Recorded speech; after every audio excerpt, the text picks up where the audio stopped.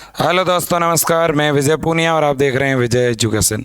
मेरे दोस्तों, आज हम बात कर रहे हैं specific osmosis, diffusion and transpiration के बारे में। यानी इस टॉपिक में हम डिस्कस करेंगे विसरण के बारे में, परासरण के बारे में और वाष्पोत्सर्जन के बारे में। तो सबसे पहले बात कर रहे हैं मेरे दोस्तों यहाँ पर डिफ्यूज़न के बारे में। इंग्लिश एंड हिंदी दोनों ही मीडियम के स्टूडेंट के लिए ये क्लास बहुत यूज़फुल होने वाली है। मैं दोनों ही लैंग्वेज को यूज़ करके पढ़ाने वाला हूँ, हर एक कॉन्सेप्ट अच्छी तरह से करवाने वाला हूँ। बट जिम्मेदारी आपकी तब बन जाती है जब चीज़ों को पढ़ लेने के बाद आप उन्हें याद नहीं करते हैं, तो वो सबसे बड़ी दिक्कत होती है मेरे दोस्तों। और मुझे भरोसा है आप पर कि आप जम के पढ़ेंगे, अच्छी तरह से चीज़ों को क्लियर करेंगे और जितना यहाँ पढ़ाया जाएगा उतना ही टाइम सेल्फ स्टडी में देंगे। तो शुरू करते हैं। सबसे पहले डिफ्यूज़न की बात करेंगे मेरे दोस्तों। डिफ्यूज़न एक ऐसा फिनोमिना है जिसमें कोई भी मैटर, कोई भी सब्सटेंट, कोई भी पदार्थ अपने higher concentration to lower concentration move करता है। याद रख लेना मेरे दोस्तों, या मूवमेंट ऑफ मैटर मेरे दोस्तों higher concentration to lower concentration. वो सॉलिड हो सकता है क्या? बिल्कुल। वो लिक्विड हो सकता है क्या? बिल्कुल। और वो गैस हो सकता है क्या? यस। वो सॉलिड, लिक्विड और गैस हो सकता है मेरे दोस्तों। किसी सॉलिड का, लिक्विड का या गैस का अपने higher concentration to lower concentration में मूवमेंट ही क्या कहलाता है? डिफ्यूजन या विसरण। सीधे शब्दों में कहूं तो मेरे दोस्तों, ठोस द्रव और गैस का, ठोस द्रव या गैस का मेरे दोस्तों अपनी उच्च सांद्रता से निम्न सांद्रता की और स्थानांतरण ही क्या कहलाता है? विसरण। मेरे दोस्तों, डिफ्यूजन के कितने टाइप हैं? दो। First one is simple diffusion, second is facilitated diffusion. मेरे दोस्तों, जब हम सिंपल डिफ्यूजन की बात करते हैं जिसको आप सरल विसरण कहते हैं, और मेरे दोस्तों जब हम फैसिलिटेटेड डिफ्यूजन की बात करते हैं तो इसको सुसाध्य क्या कहते हैं? सुसाध्य विसरण कहते हैं। तो एक है मेरे दोस्तों सिंपल डिफ्यूजन, दूसरा है फैसिलिटेटेड डिफ्यूजन। दोनों में फ़र्क क्या है? दोनों में बड़ा फ़र्क यह है मेरे दोस्तों कि सिंपल डिफ्यूजन के केस में, किस केस में? सिंपल डिफ्यूजन के केस में याद रख लेना मेरे दोस्तों, सिंपल डिफ्यूजन के केस में जितने भी पदार्थ होंगे, ठीक है, वो अपने higher concentration to lower concentration क्या करेंगे मेरे दोस्तों? मूवमेंट करेंगे। लेकिन इनके बीच में किसी भी प्रकार की कोई लिविंग मेम्ब्रेन नहीं होगी, किसी भी प्रकार की कोई जीवित झिल्ली नहीं होंगी। याद रख लेना मेरे दोस्तों, ठीक है ना। लेकिन अगर मैं आपसे कहूँ सुसाध्य विसरण की बात करूँ, मैं फैसिलिटेटेड मेरे दोस्तों डिफ्यूजन की बात करूँ, तो ये डिफ्यूजन किसी न किसी मेम्ब्रेन के थ्रू होगा। तो मेरे दोस्तों कोई ना कोई मेम्ब्रेन हो और उस मेम्ब्रेन के थ्रू मेरे दोस्तों कोई पदार्थ अपने higher concentration to lower concentration क्या करे? मूवमेंट, तो उसको बोलते हैं फैसिलिटेटेड डिफ्यूजन। दोनों में अंतर आपको समझ में आ गया, ठीक है ना। तो यहाँ पे by membrane higher concentration to lower concentration movement of solid और गैस और लिक्विड और लिपिड, ठीक है मेरे दोस्तों। तो याद रख लेना। अब ये सारी चीज़ें यहाँ पे हो गई। अब मेरे दोस्तों तो कहीं ना कहीं जैसे मेरे दोस्तों विसरण की अगर मैं बात करूं, मेरे पास में, ठीक है, पानी का एक गिलास है, इसमें पानी भरा हुआ है और मैंने यहाँ पे स्याही की एक बूंद डाल दी, मैंने यहाँ पे इंक डाल दी। क्या डाल दी? इंक की ड्रॉप। आप देखोगे क्या वो इंक की ड्रॉप एक ही जगह यहाँ पे रहेगी क्या? क्या वो नीचे जाकर के बैठ जाएगी क्या? नहीं। क्या वो थोड़ी देर के बाद में इस पूरे पानी के अंदर फैल जाएगी क्या? यस, वो डिफ्यूज़ हो जाएगी। वो तब तक डिफ्यूज़ होती रहेगी जब तक कि मेरे दोस्तों इस पानी के हर एक कोने में इंक जो है उसका कॉन्सेंट्रेशन इक्वल नहीं हो जाए, ठीक है ना मेरे दोस्तों। तो हर एक मटेरियल खुद को मेरे दोस्तों तब तक डिफ्यूज करता रहेगा तब तक कि वो इक्वल नहीं हो जाए, उसकी एनर्जी इक्वल नहीं हो जाए। अब मेरे दोस्तों अब यहाँ पे जब अपन पदार्थों के ट्रांसपोर्ट की बात करते हैं, डिफ्यूजन की बात करते हैं, तो याद रख लेना यहाँ पे 3 प्रकार का ट्रांसपोर्ट हम पढ़ते हैं। एक तो सिम्पोर्ट, एंटीपोर्ट और यूनिपोर्ट। कई बार इनकी बात भी हो जाती है कि सिम्पोर्ट, एंटीपोर्ट एंड यूनिपोर्ट। इसका मतलब क्या है? पहले तो यूनिपोर्ट की बात करते हैं। यूनि का मतलब होता है समान, पोर्ट का मतलब है ट्रांसपोर्ट। तो मेरे पास में मेरे दोस्तों एक कोई मैटर है ए और दूसरा है मेरे दोस्तों मेरे पास में बी। ओके, अब देखिएगा ए एंड बी दोनों का मूवमेंट देखिएगा, क्या दोनों की डायरेक्शन सेम है? यस, डायरेक्शन तो सेम है। देखो यूनिपोर्ट डायरेक्शन सेम है बट फर्स्ट का मूवमेंट सेकंड के मूवमेंट से इफेक्ट नहीं हो रहा है। मेरे दोस्तों जो फर्स्ट मैटर मूव हो रहा है क्या वो सेकंड को इफेक्ट कर रहा है? नो, ठीक है ना। तो याद रखना ये एक दूसरे के ऊपर डिपेंड नहीं है। क्या ये एक दूसरे के डिपेंड होकर के मूव कर रहे हैं? नो मेरे दोस्तों, मेरी बात को याद रखना। ओके, अब अपन बात करें अगर एंटीपोर्ट की। किसकी? एंटीपोर्ट की। यहाँ पर क्या होगा मेरे दोस्तों, यहाँ पे कुछ इस तरह का डिफ्यूजन होगा। एक मेरे दोस्तों कोई मैटर है ए, तो वो जा रहा है मेरे दोस्तों एक डायरेक्शन में, तो बी बिल्कुल उसके विपरीत, बिल्कुल उसके विरुद्ध में मेरे दोस्तों क्या करेगा? ट्रांसपोर्ट होगा, ट्रांसफर होगा। ये भी हमें याद रखना पड़ेगा। ओके, अब मेरे दोस्तों एक सिम्पोर्ट। सिम्पोर्ट में क्या होता है कि कोई एक मैटर है, ठीक है ना, और मेरे दोस्तों वो एक डायरेक्शन में जा रहा है, ठीक है। अब दूसरा जो बी है वो भी उसके साथ साथ दूसरी उसी डायरेक्शन में जा रहा है, लेकिन ये एक दूसरे पर डिपेंड है। यहाँ पर ये एक दूसरे पर क्या है? डिपेंड है, इसलिए सिम्पोर्ट। लेकिन ये एक दूसरे पर डिपेंड नहीं है और इनकी डायरेक्शन क्या है मेरे दोस्तों? बिल्कुल एक दूसरे के रिवर्स है, ठीक है। तो यहाँ तो सेम डायरेक्शन ट्रांसपोर्ट हो रहा है, ठीक है ना। तो यहाँ डायरेक्शन क्या है? सेम। यहाँ डायरेक्शन क्या है? एंटी, ठीक है ना, याद रख लेना मेरे दोस्तों। ओके, आगे बढ़ें। ये बात आपके समझ में आई गई होगी, ठीक है ना। अब नेक्स्ट हेडिंग पे चलते हैं और वो है ऑस्मोसिस। इसको हम कहते हैं परासरण। क्या कहते हैं मेरे दोस्तों? परासरण, ऑस्मोसिस। आप मेरे दोस्तों याद रख लेना, जब भी ऑस्मोसिस की बात आएगी तो इतना तो हमें समझना पड़ेगा कि ऑस्मोसिस एक इस तरह का प्रोसेस है जिसमें मेरे दोस्तों कोई भी मॉलिक्यूल्स, ठीक है ना, higher concentration to lower concentration move तो जरूर करेगा, बट यहाँ एक मेरे दोस्तों शर्त है आपके साथ, और वो क्या है? वो ये है कि सर यहाँ बीच में एक सेमी परमिएबल या सेलेक्टिव परमिएबल क्या होगी? मेम्ब्रेन होगी। तो यहाँ बीच में क्या होगी मेरे दोस्तों? मेम्ब्रेन होगी। तो जब मेरे दोस्तों किसी मेम्ब्रेन के थ्रू, ठीक है ना, जैसे मान लो ये वाटर का मॉलिक्यूल है, ठीक है ना, तो जब किसी मेम्ब्रेन के थ्रू वाटर का अपने higher concentration to lower concentration movement हो, ठीक है, तो उसको क्या कहोगे मेरे दोस्तों? ऑस्मोसिस या परासरण। तो मैं लिख सकता हूं क्या मेरे दोस्तों? जब झिल्ली के द्वारा जल के अणु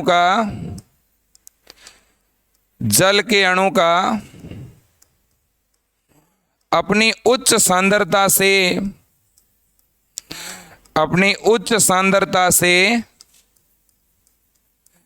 निम्न सांद्रता की ओर गमन। याद रख लेना मेरे दोस्तों,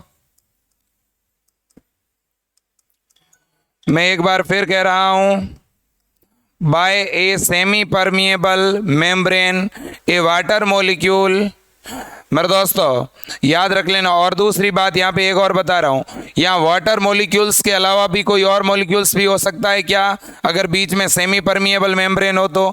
यस। तो मेरे दोस्तों by a semi permeable membrane water molecule higher concentration to lower concentration transport हो रहा है, तो मेरे दोस्तों वो ऑस्मोसिस होगा। और यहाँ पर एक प्रेशर जनरेट होता है मेरे दोस्तों, उस प्रेशर को बोलते हैं ऑस्मेटिक प्रेशर। तो कहीं ना कहीं यहाँ पर वाटर का जो मूवमेंट हो रहा है वो कहीं ना कहीं उस ओपी पर भी डिपेंड कर रहा है। ठीक है ना मेरे दोस्तों, याद रख लेना ओपी यानी ऑस्मेटिक प्रेशर। ठीक है ना मेरे दोस्तों, जहाँ का ओपी ज़्यादा होगा उस डायरेक्शन में ही वाटर का क्या होगा मेरे दोस्तों, मूवमेंट होगा। ठीक है ना, ये भी इस बात को भी आपको याद रखना पड़ेगा। यहाँ पर जब भी किसी मीडियम की बात करते हैं, किसी भी सॉल्यूशन की बात करते हैं, ठीक है ना, तो आप इतना तो जानते होंगे कि हर एक सॉल्यूशन के अंदर दो प्रकार के कंपोनेंट होते हैं। एक को तो आप क्या कहते हैं, सॉल्वेंट कहते हैं, और दूसरा सोल्यूट।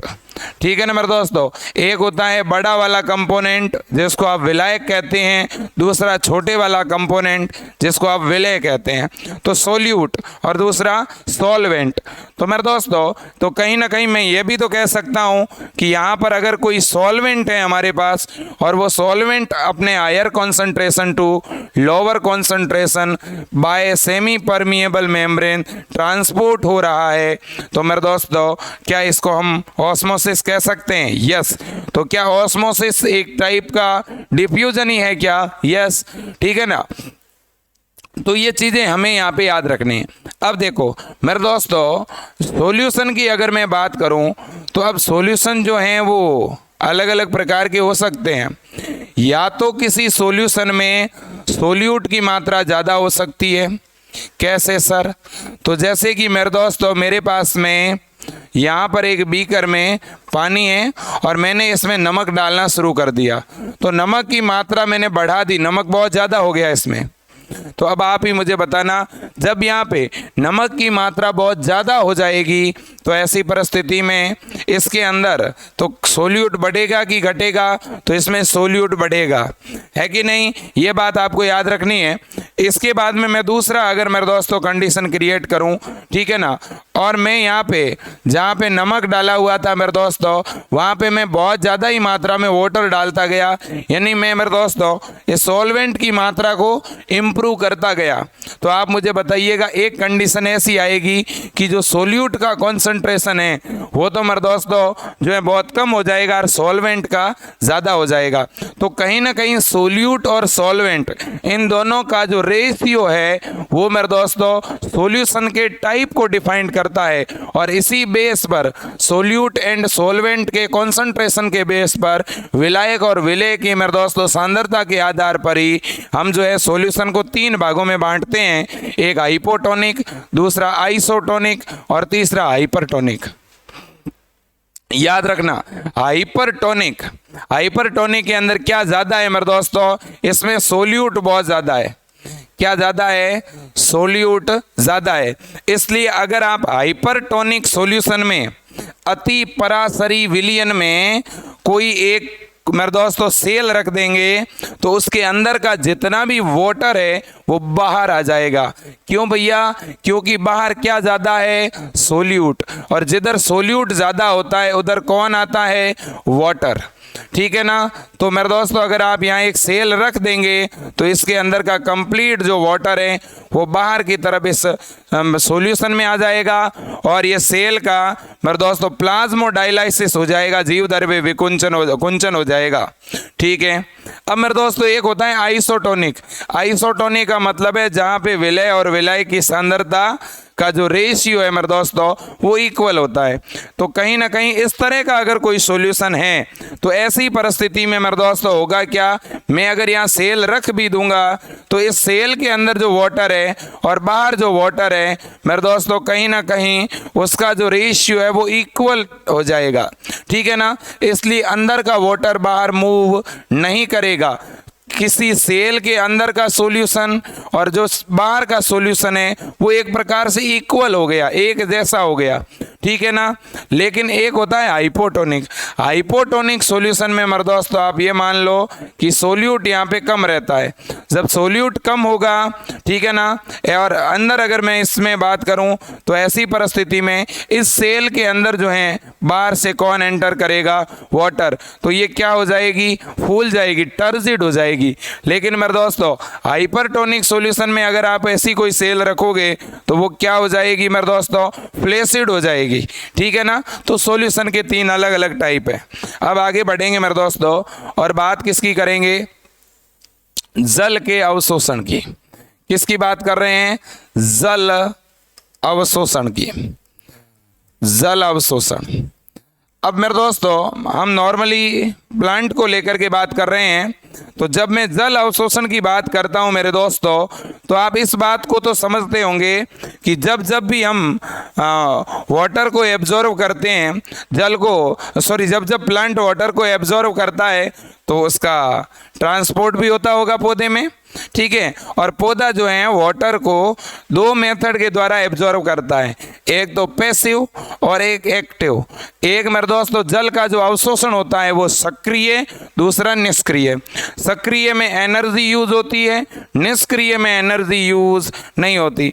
जो पैसिव ट्रांसपोर्ट होता है मेरे दोस्तों उसमें एनर्जी यूज में नहीं आती, जबकि वाटर को मेरे दोस्तों एक्टिवली एब्जॉर्व किया जाएगा तो वहाँ एनर्जी यूज में ली जाती है। तो याद रख लेना, कोई भी प्लांट हो तो सबसे पहले तो वो वाटर को एब्जॉर्व करेगा अपने रूट के द्वारा, इसमें कहीं कोई दो राय नहीं है।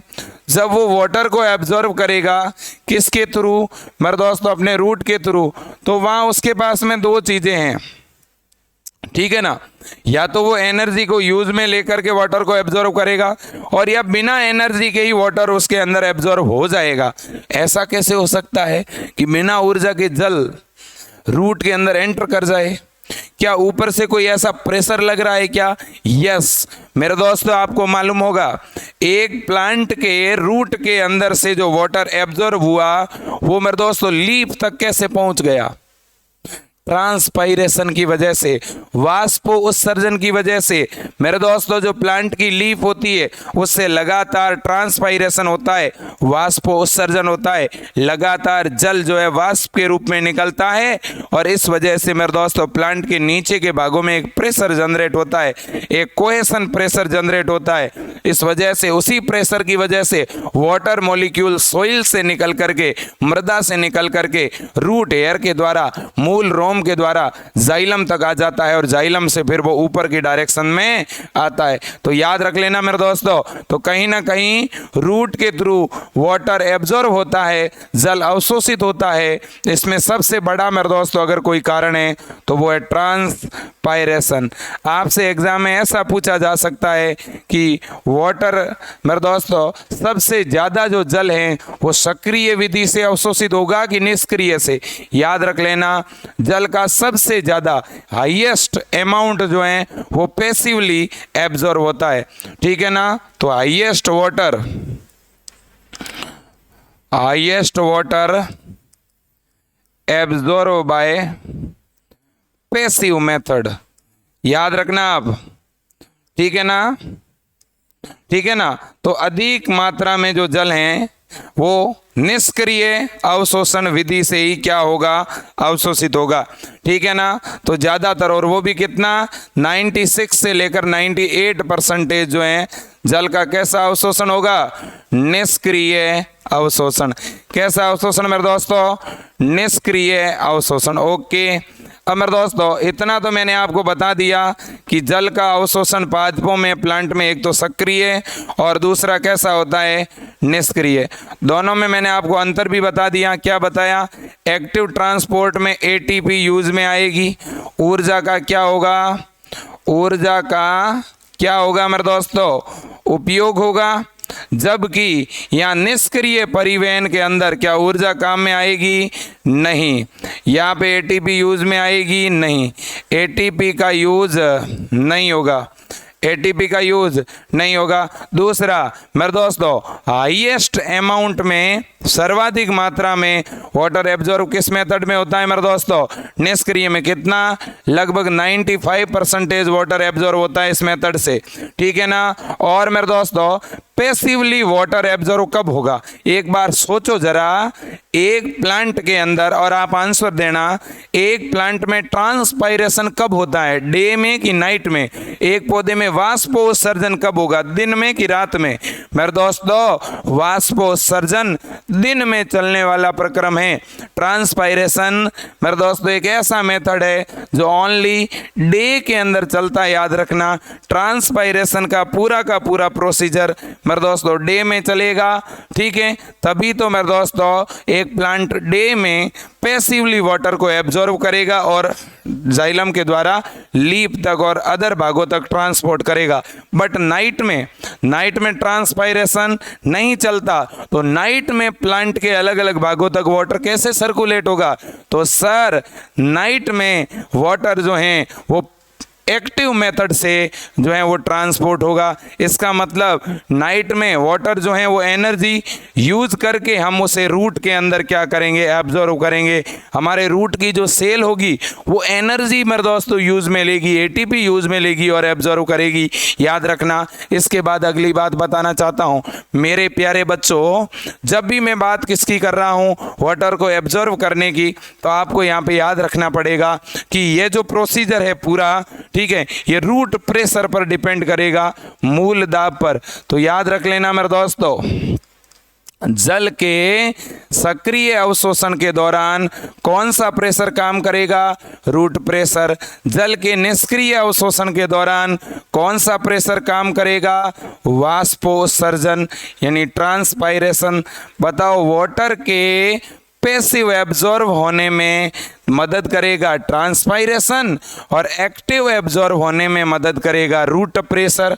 ओके, एक्टिव एब्जॉर्ब होने में एनर्जी यूज में आएगी, बट पैसिव में एनर्जी यूज में नहीं आएगी। हाईएस्ट वाटर एब्जॉर्ब होगा पैसिव, और मेरे दोस्तों बहुत ही कम अमाउंट में वाटर एब्जॉर्ब होगा किसमें? मेरे दोस्तों एक्टिव मेथड में। ओके, आगे बढ़ते हैं।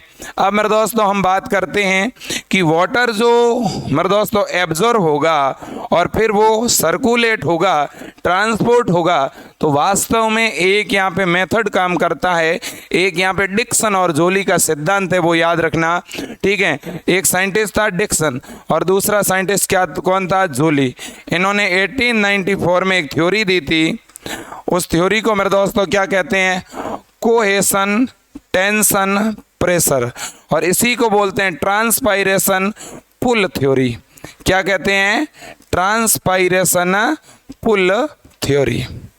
इसको बोलते हैं मेरे दोस्तों ट्रांसपायरेशन पुल थ्योरी, ठीक है ना, याद रख लेना। ट्रांसपायरेशन पुल थ्योरी की जब भी हम बात करते हैं, किसकी मेरे दोस्तों? Transpiration pull theory.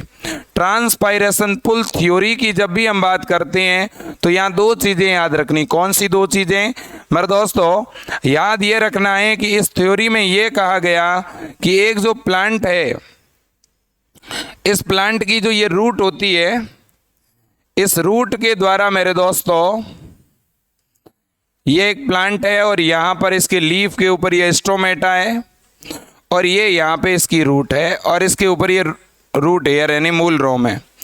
इस मेरे दोस्तों थ्योरी में ये कहा गया है कि वाटर का जो मॉलिक्यूल होता है जो इस रूट के अंदर रहेगा, वो मॉलिक्यूल एक दूसरे से मेरे दोस्तों अटैच रहता है।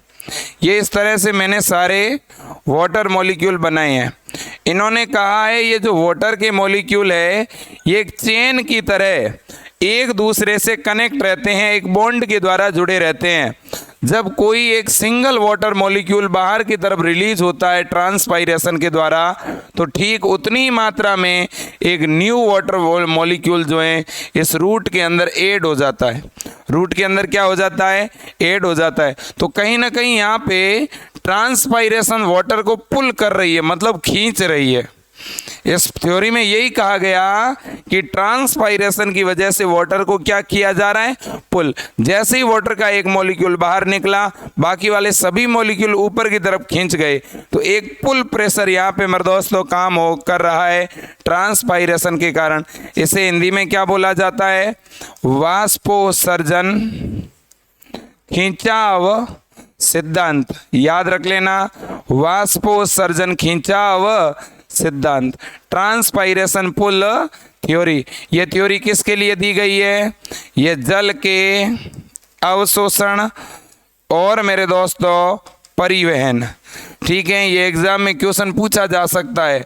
वाटर के एब्जॉर्ब एंड ट्रांसपोर्ट को एक्सप्लेन करने के लिए डिक्सन एंड जोली ने यह थ्योरी दी थी मेरे दोस्तों, याद रख लेना। इसे सहसंजनवाद भी कहते हैं। क्या कहते हैं, सहसंजनवाद।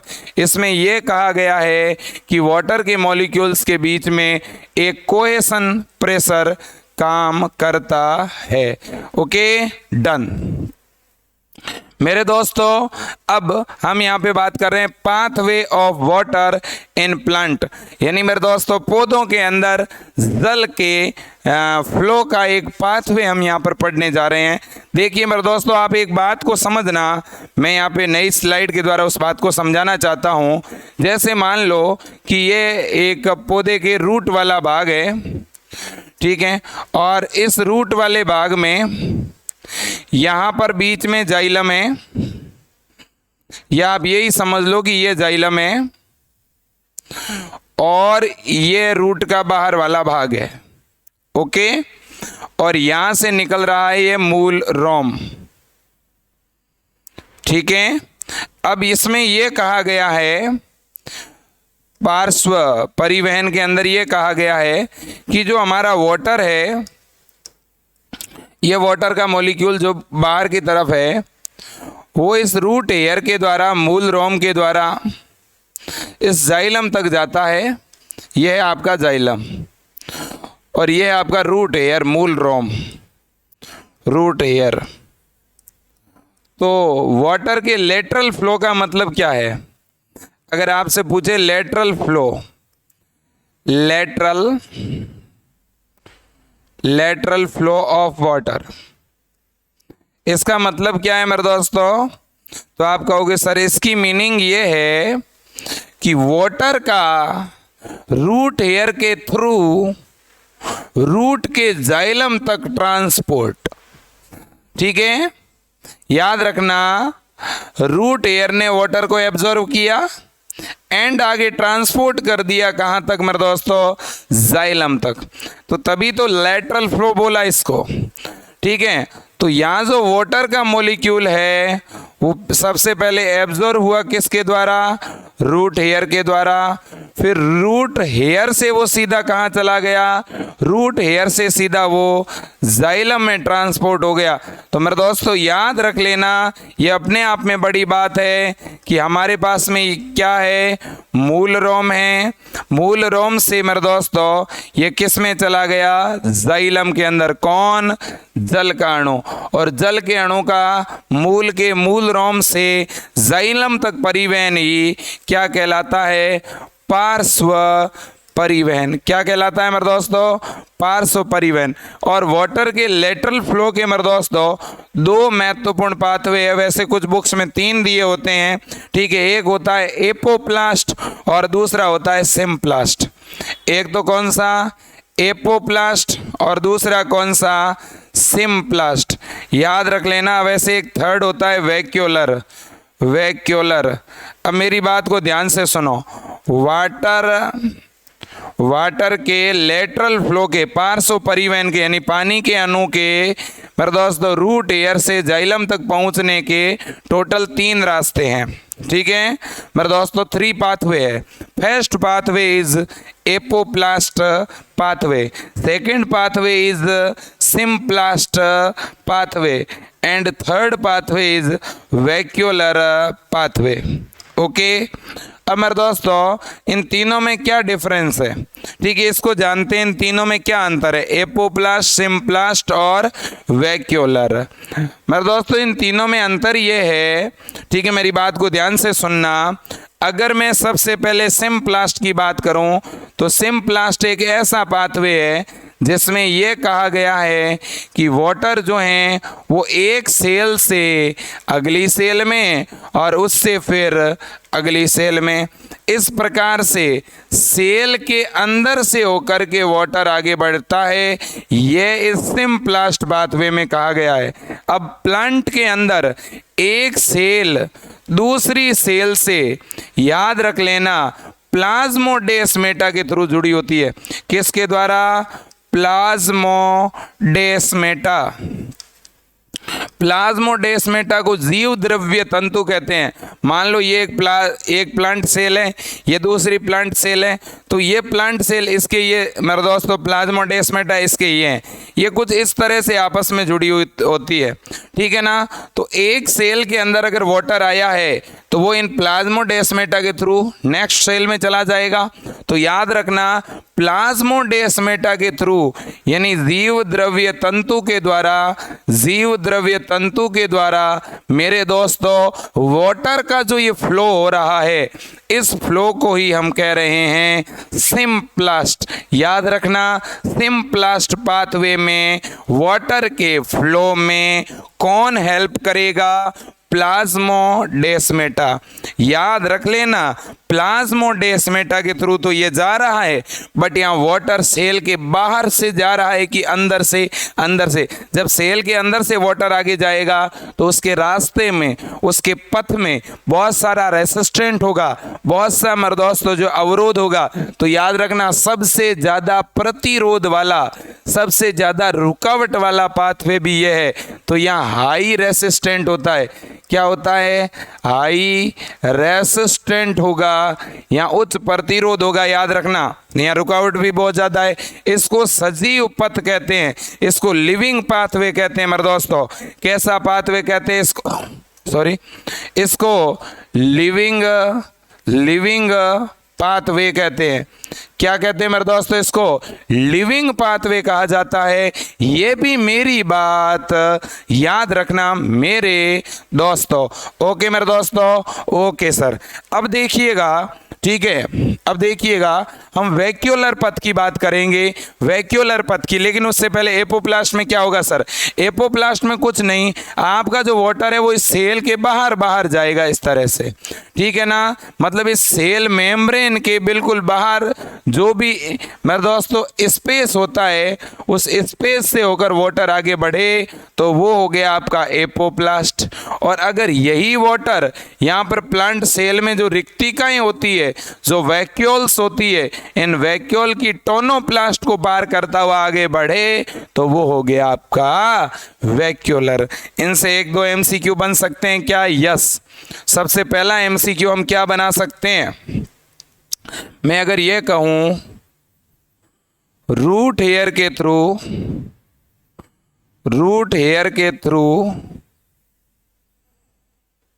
वाटर का जाइलम तक ट्रांसपोर्ट,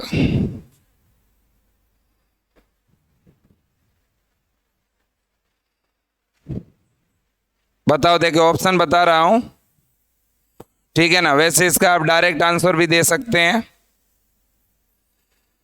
ठीक है मेरे दोस्तों। मैं फिर से कह रहा हूं, किसके थ्रू, रूट एयर के थ्रू मेरे दोस्तों वाटर का जाइलम तक ट्रांसपोर्ट क्या कहलाएगा, ठीक है, आपको बताना होगा। सबसे पहले मैंने बता दिया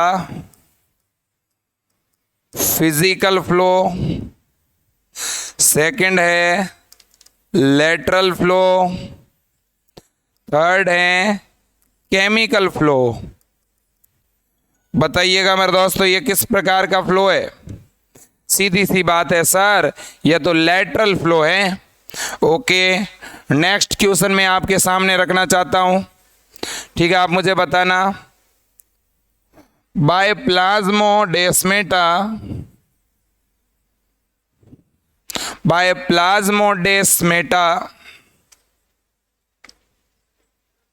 lateral flow.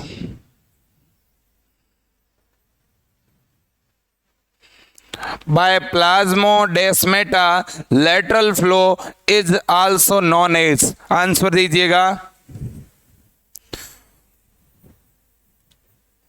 और मेरे दोस्तों मैं ये चाहता हूं कि आप इन क्वेश्चन के ठीक से आंसर दें। प्लाज्मोडेस्माटा के द्वारा जल का पार्श्व परिवहन क्या कहलाता है? मेरे प्यारे दोस्तों ऑप्शन आपके सामने दे देता हूं।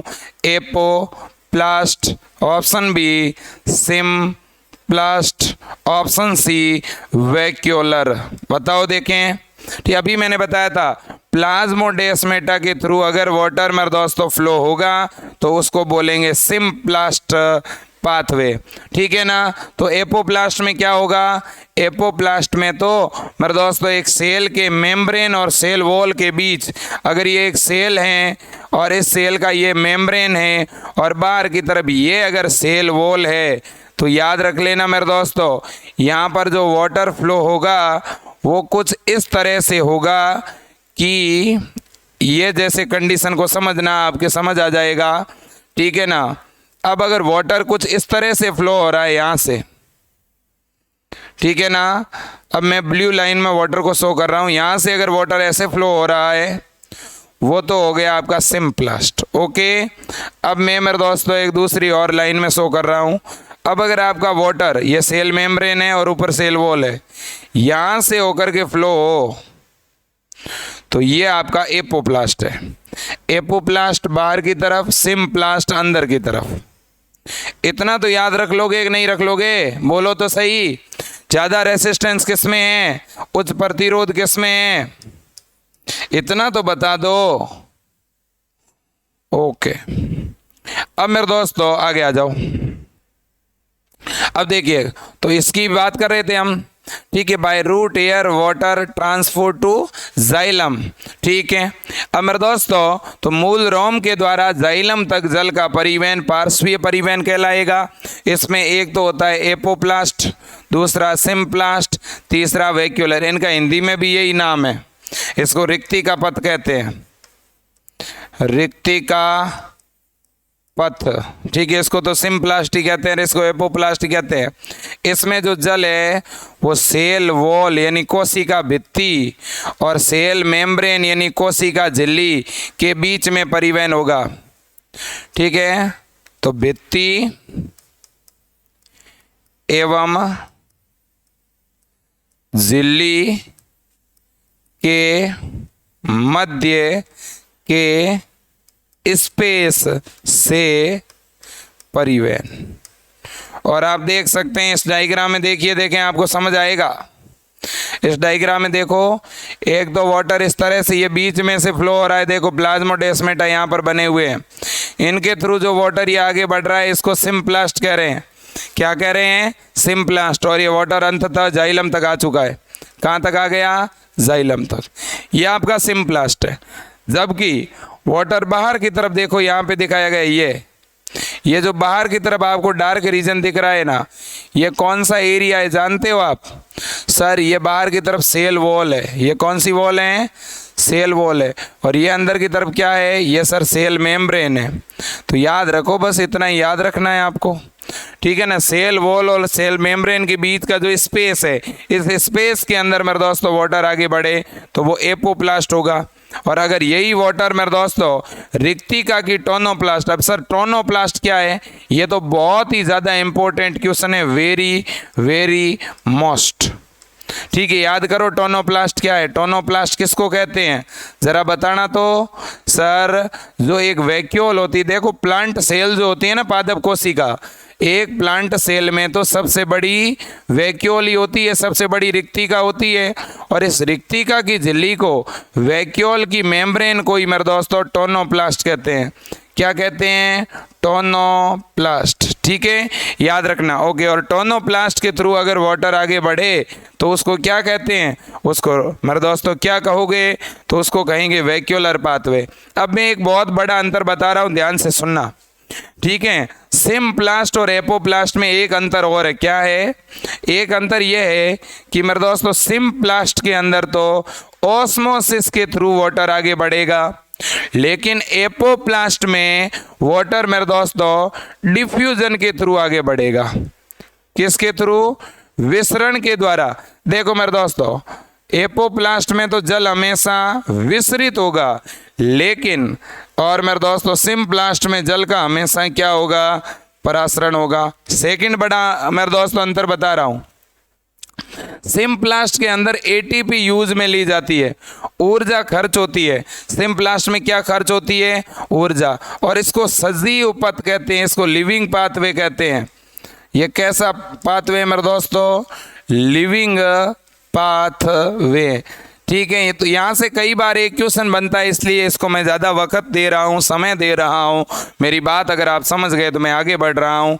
एपोप्लास्ट में अगर ये एक सेल है तो एपोप्लास्ट में वाटर का फ्लो सेल मेम्ब्रेन के ऊपर, सेल वॉल के बीच में से होकर के, और अगर सेल मेम्ब्रेन है ये और इस सेल के बिल्कुल बीच में से होकर वाटर आगे बढ़े तो उसको क्या कहोगे? सिम्प्लास्ट। सिम्प्लास्ट एक लिविंग पाथवे है जिसमें मेरे दोस्तों सबसे ज़्यादा प्रतिरोध होता है। Okay, done. आगे बढ़े क्या? बढ़ो। अब देखिएगा, एसेंट ऑफ सेप, इसको रसारोहण कहते हैं। क्या कहते हैं मेरे लाडलो? रसारोहण। अरे का समझो। अब देखिएगा, रसारोहण की बात कर रहे हैं सर जी, ये क्या है? ये एसेंट ऑफ सेप। क्या? एसेंट ऑफ सेप। ठीक है ना। तो मेरे दोस्तों आपको पता होना चाहिए, राजस्थान में ये जो समय है, ठीक है, मैं राजस्थान की बात कर रहा हूँ तो मैं स्पेसिफिक अब राजस्थान में हूँ, ठीक है ना। तो इस टाइम में मेरे दोस्तों बहुत ज़्यादा शादी समारोह चल रहे हैं, ठीक है ना। इतनी ज़्यादा शादियाँ हो रही है, स्पेसिफिक पश्चिमी राजस्थान की बात कर रहा हूँ बच्चों। अगर आपने नाम सुना हो, बाड़मेर, जैसलमेर, ठीक है, बिल्कुल भारत और पाकिस्तान के बॉर्डर से मैं आज ये क्लास ले रहा हूँ, ठीक है। तो मैं ये कहना चाहता हूँ आपको, यहाँ पर स्पेसिफिक ये जो टाइम है, ठीक है ना, इसमें बहुत ज़्यादा शादियाँ हो रही है, ठीक है ना। तो स्पेसिफिक मेरे दोस्तों आप सावधान रहें और अच्छी तरह से पढ़ते रहें, क्योंकि रिश्ता तब होगा जब बहुत अच्छी तरह से पढ़ेंगे, ठीक है ना। तो आप खुद को साबित करें मेरे दोस्तों, इस लायक बनाएं, आपको कामयाब होना होगा, ठीक है। चलो अब मेरे दोस्तों, नहीं तो फिर न्यूज़पेपर में लगवाना पड़ेगा कि दुल्हा चाहिए दुल्हन चाहिए, ठीक है ना, तो फिर भैया बहुत बेइज्जती हो जाएगी ना। चलो अब सुनिएगा, एसेंट ऑफ सेप, रसारोहण बोलते हैं इसको। क्या कहते हैं? रसारोहण। सर ये क्या चीज़ है? देखो, लेटरल फ्लो में तो क्या था? लेटरल फ्लो के अंदर तो सर ये है जाइलम, ये है जाइलम और ये है रूट सर, ठीक है ना। ये आपकी रूट है और इससे ये निकला बाहर की तरफ रूट एयर। सर यहाँ से वाटर का अणु दौड़ता हुआ इस जाइलम तक आ गया, ठीक है ना। तो सर जी ये मामला जो है ना, ये कहलाता है लेटरल फ्लो। ये तो लेटरल फ्लो है, ठीक है। लेकिन सर ये जाइलम के अंदर आप पानी तो लेके आ गए, लेकिन बेचारा जाइलम इस पानी से क्या करेगा? इस वाटर को ऊपर नहीं ले जाना? क्या ले जाना है कि नहीं? बिल्कुल ले जाना है। तो अब वाटर को इस जाइलम से प्लांट के ऊपर वाले भागों तक ले जाने का जो ये प्रोसेस है, इसको बोलते हैं एसेंट ऑफ सेप, यानी रसारोहण, ठीक है। रसारोहण में वाटर जो जाइलम में है उसको प्लांट के अपर पार्ट, ठीक है, जैसे कि लीफ, स्टेम, उन भागों तक सर्कुलेट करने का जो प्रोसेस है वही हमारा एसेंट ऑफ सेप है। तो हमने सोइल से क्या किया? वाटर को एब्जॉर्व किया, किस में डाल दिया? जाइलम में डाल दिया। जाइलम के थ्रू मेरे दोस्तों प्लांट की टिप तक पहुंचा दिया, प्लांट की टिप तक पहुंचा दिया। इस प्रोसेस का नाम है मेरे दोस्तों एसेंट ऑफ सेप, ठीक है ना। तो यहाँ पे मेरे दोस्तों एसेंट ऑफ सेप के अंदर हम वाटर को यूं लेटरल फ्लो करवाते हैं कि अपर डायरेक्शन में फ्लो होगा। तो याद रख लेना, यहाँ वाटर का फ्लो किस डायरेक्शन में होगा? ऊपर की तरफ होगा कि नहीं होगा? एक सिंगल डायरेक्शन में अपर साइड होगा कि नहीं होगा? बिल्कुल होगा। लेकिन इससे पहले आपने लेटरल फ्लो पढ़ा था, तो वहाँ मेरे दोस्तों वाटर का जो है वो जो आप ट्रांसपोर्ट है वो कुछ इस तरह से हो रहा था, है कि नहीं, और यहाँ पर वाटर का ट्रांसपोर्ट कुछ इस डायरेक्शन में हो रहा है कि नहीं। याद रख लोगे कि नहीं रख लोगे? तो यहाँ से अगर मैं 2 MCQ बनाऊँ तो आप कर लोगे कि नहीं कर लोगे? देखिए आप आंसर दे पाते हो कि नहीं। सबसे पहला क्वेश्चन ये है कि रूट एयर यानी मूल रोम रूट एयर से H2O का जाइलम तक ट्रांसपोर्ट। और नेक्स्ट आपका MCQ है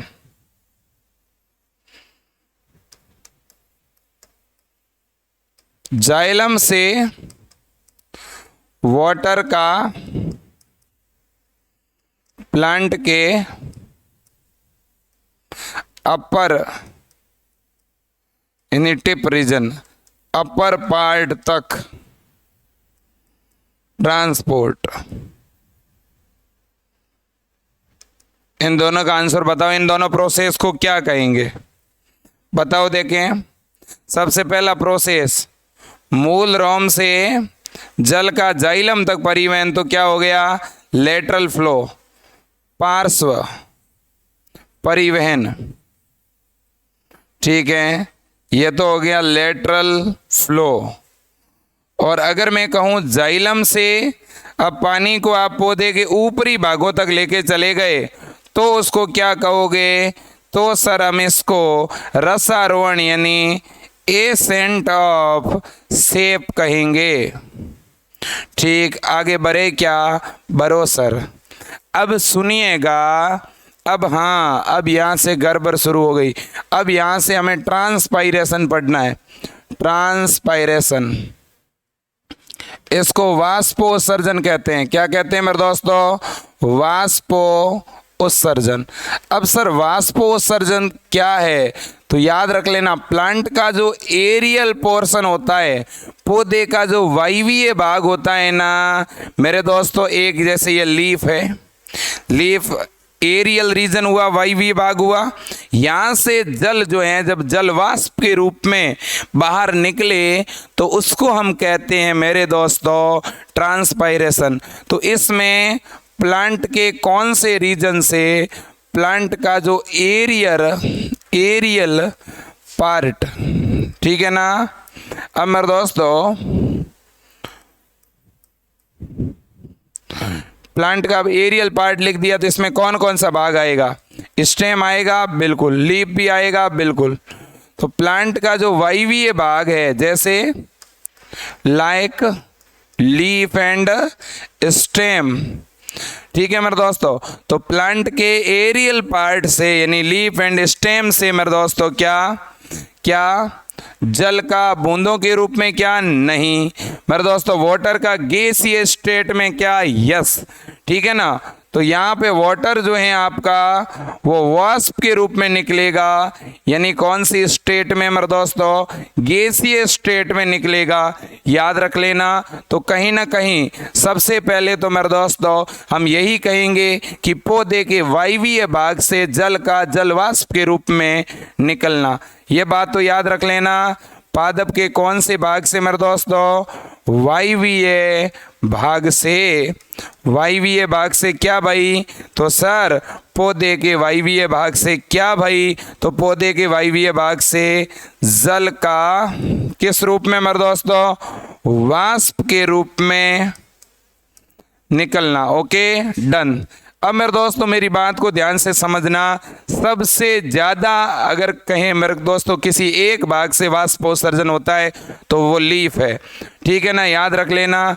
लीफ से हाईएस्ट, याद रखना, लीफ से हाईएस्ट ट्रांसपायरेशन होता है। क्या ये बात सही है मेरे दोस्तों? तो highest transpiration occur by leaf, क्या ये राइट है? बिल्कुल।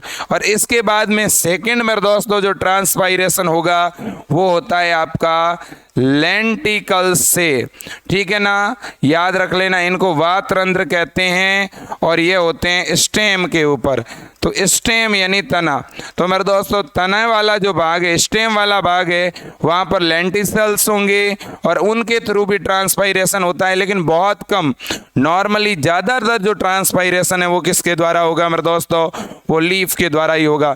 तो highest transpiration occur by leaf. Okay, अब मेरे दोस्तों आपको याद ये रखना है कि लीफ के द्वारा जब ट्रांसपायरेशन होगा तो हम ट्रांसपायरेशन को 3 भागों में बांट सकते हैं। इसके 3 मेरे दोस्तों पार्ट होंगे। एक तो हो गया मेरे दोस्तों स्ट्रोमेटल, क्योंकि लीफ के ऊपर स्ट्रोमेटा होते हैं, वहीं से ट्रांसपायरेशन होगा। तो एक तो स्ट्रोमेटल हो गया, और सेकंड मेरे दोस्तों अगर हम बात करें तो एक तो आपका हो गया स्ट्रोमेटल। एक तो कौन सा हो गया? स्ट्रोमेटल ट्रांसपायरेशन। एक तो हो गया स्ट्रोमेटल ट्रांसपायरेशन। एक मेरे दोस्तों हो गया आपका क्यूटिक्यूलर, ठीक है ना, क्यूटिक्यूलर ट्रांसपायरेशन। ओके, एंड थर्ड मेरे दोस्तों कौन सा हो गया? थर्ड आपका हो गया लेंटिक्यूलर ट्रांसपायरेशन। तो मेरे दोस्तों याद रख लेना, वाष्पोत्सर्जन 3 तरह के हो गए। एक तो रंध्रीय, एक तो कैसा मेरे दोस्तों इसको बोलते हैं? रंध्रीय, ठीक है ना। इसको मेरे दोस्तों बोलते हैं क्यूटिक्यूलर को तब क्यूटिक्यूलर भी बोलेंगे, ठीक है ना। और इसको मेरे दोस्तों आप बोलेंगे वात रंध्रीय। क्या बोलते हैं? वात रंध्रीय। याद रख लेना मेरे दोस्तों, ठीक है, 1 मिनट के लिए। हाँ, ओके। अब मेरे दोस्तों मेरी बात को बड़े ध्यान से सुनना, ठीक है ना। मैं वात रंध्रीय की बात कर रहा हूं, यानी लेंटिक्यूलर की बात कर रहा हूं। अब सुनिएगा तीनों में क्या डिफरेंस है मेरे दोस्तों। First one is stomatal transpiration. मेरे दोस्तों स्ट्रोमेटल ट्रांसपायरेशन किसके थ्रू होगा? तो यहाँ पे ये होगा लीफ के थ्रू, तो बाय लीफ। और आपको पता है कि लीफ के ऊपर यानी पत्ती के ऊपर स्ट्रोमेटा होंगे, और स्ट्रोमेटा के थ्रू ये ट्रांसपायरेशन होगा। तो ये हाईएस्ट अमाउंट में होने वाला ट्रांसपायरेशन है, ठीक है ना। याद रख लेना, हाईएस्ट ट्रांसपायरेशन कौन से टाइप का होता है? स्ट्रोमेटल, क्यूटिक्यूलर कि लेंटिक्यूलर? तुरंत बता दोगे, ठीक है। इसके बाद में क्यूटिक्यूलर का मतलब क्या है मेरे दोस्तों? देखिएगा, कुछ मेरे दोस्तों इस तरह के टेरेस्ट्रियल जीरोफाइटिक प्लांट होते हैं जिनके लीफ के ऊपर एक मेरे दोस्तों एक बहुत ही पतली लेयर होती है, बहुत ही थिन लेयर होती है। वो वाटर को यानी ट्रांसपायरेशन को मेरे दोस्तों कहीं ना कहीं इनहिबिट करती है, रोकती है। वो ट्रांसपायरेशन को रोकने का काम करती है, वाटर लॉस को रोकती है। तो मेरे दोस्तों क्यूटिकल, एक तो याद रखना क्यूटिकल्स जो हैं वो पाई कहाँ जाती है? एक तो कभी भी रूट के ऊपर क्यूटिकल नहीं होगी। तो क्यूटिकल का काम क्या हुआ? वाटर लॉस को रोकना। तो कहीं ना कहीं ये ट्रांसपायरेशन को कम करेगी, बिल्कुल, ठीक है मेरे दोस्तों। तो कहीं ना कहीं क्यूटिकल जहां जहां होती है वो कुछ स्थानों से क्षतिग्रस्त हो जाती है, तो वहां से भी ट्रांसपायरेशन होता है, लेकिन बहुत कम, ठीक है। इसी तरह से मेरे दोस्तों ये स्टेम के थ्रू होने वाला ट्रांसपायरेशन है, ठीक है ना। तो याद रखना, लेंटिकल्स प्रेजेंट ऑन स्टेम। तो याद रख लेना मेरे दोस्तों, वातरंध्र तने पर होंगे, तो ये तने के द्वारा होने वाला क्या है? वाष्पोत्सर्जन। तो याद रख लेना, सबसे ज्यादा मोस्ट कौन सा हुआ हमारे लिए? सबसे ज्यादा मोस्ट है स्ट्रोमेटल ट्रांसपायरेशन। तो इतनी बात तो हम समझ ही गए मेरे दोस्तों। अब सुनिएगा, स्ट्रोमेटल जो ट्रांसपायरेशन है वो टोटल होता है मेरे दोस्तों 50 से लेकर के 90% तक, और क्यूटिक्यूलर जो ट्रांसपायरेशन है वो होता है 9 से लेकर के लगभग 10% तक, ठीक है ना। यह 99 मत पढ़ लेना। और लेंटिक्यूलर ट्रांसपायरेशन जो है मेरे दोस्तों वो आपका होगा 0.1 से लेकर के 1% तक। तो हाईएस्ट कौन सा है और लोवेस्ट कौन सा है? तो याद रख लेना मेरे दोस्तों, सबसे अगर कोई कम है तो वो तो है लेंटिक्यूलर, और सबसे अगर कोई ज़्यादा हाईएस्ट है तो वो है आपका स्टोमेटल यानी रंध्रीय वाष्पोत्सर्जन सबसे ज़्यादा। ओके, अब एक बात और हमारी बच गई, तो अगर सर लीफ के ऊपर स्टोमेटा है और स्टोमेटा के थ्रू ट्रांसपायरेशन होगा, रंध्रों के द्वारा वाष्पोत्सर्जन होगा, तो सर एक लीफ के ऊपर, एक पत्ती के ऊपर रंध्र जो है, स्टोमेटा जो है, उनका अरेंजमेंट और उनका नंबर क्या सभी लीफ पर इक्वल होगा? क्या लीफ की दोनों सरफेस पर इक्वल स्टोमेटा होते हैं क्या? नहीं मेरे दोस्तों, याद रख लेना, यहां पर मैं कुछ टर्मिनोलॉजी बताना चाहता हूं। एक तो होता है एम्फीस्टोमेटल लीफ, एम्फीस्टोमेटल लीफ, एक होती है हाइपोस्टोमेटल लीफ और एक होती है एपीस्टोमेटल लीफ। तो लीफ के टोटल कितने टाइप हैं? 3। एक तो कौन सी मेरे दोस्तों? एक एम्फीस्टोमेटल, फिर हाइपोस्टोमेटल, फिर एपीस्टोमेटल। मेरी बात को क्या रखना पड़ेगा? याद रखना पड़ेगा मेरे प्यारे साथियों, ठीक है। अब देखिएगा एम्फीस्टोमेटल, अब ये जानकारी आप थोड़ा नोट करें तो मैं थोड़ा चाय पी लूँ मेरे दोस्तों 1 मिनट के लिए।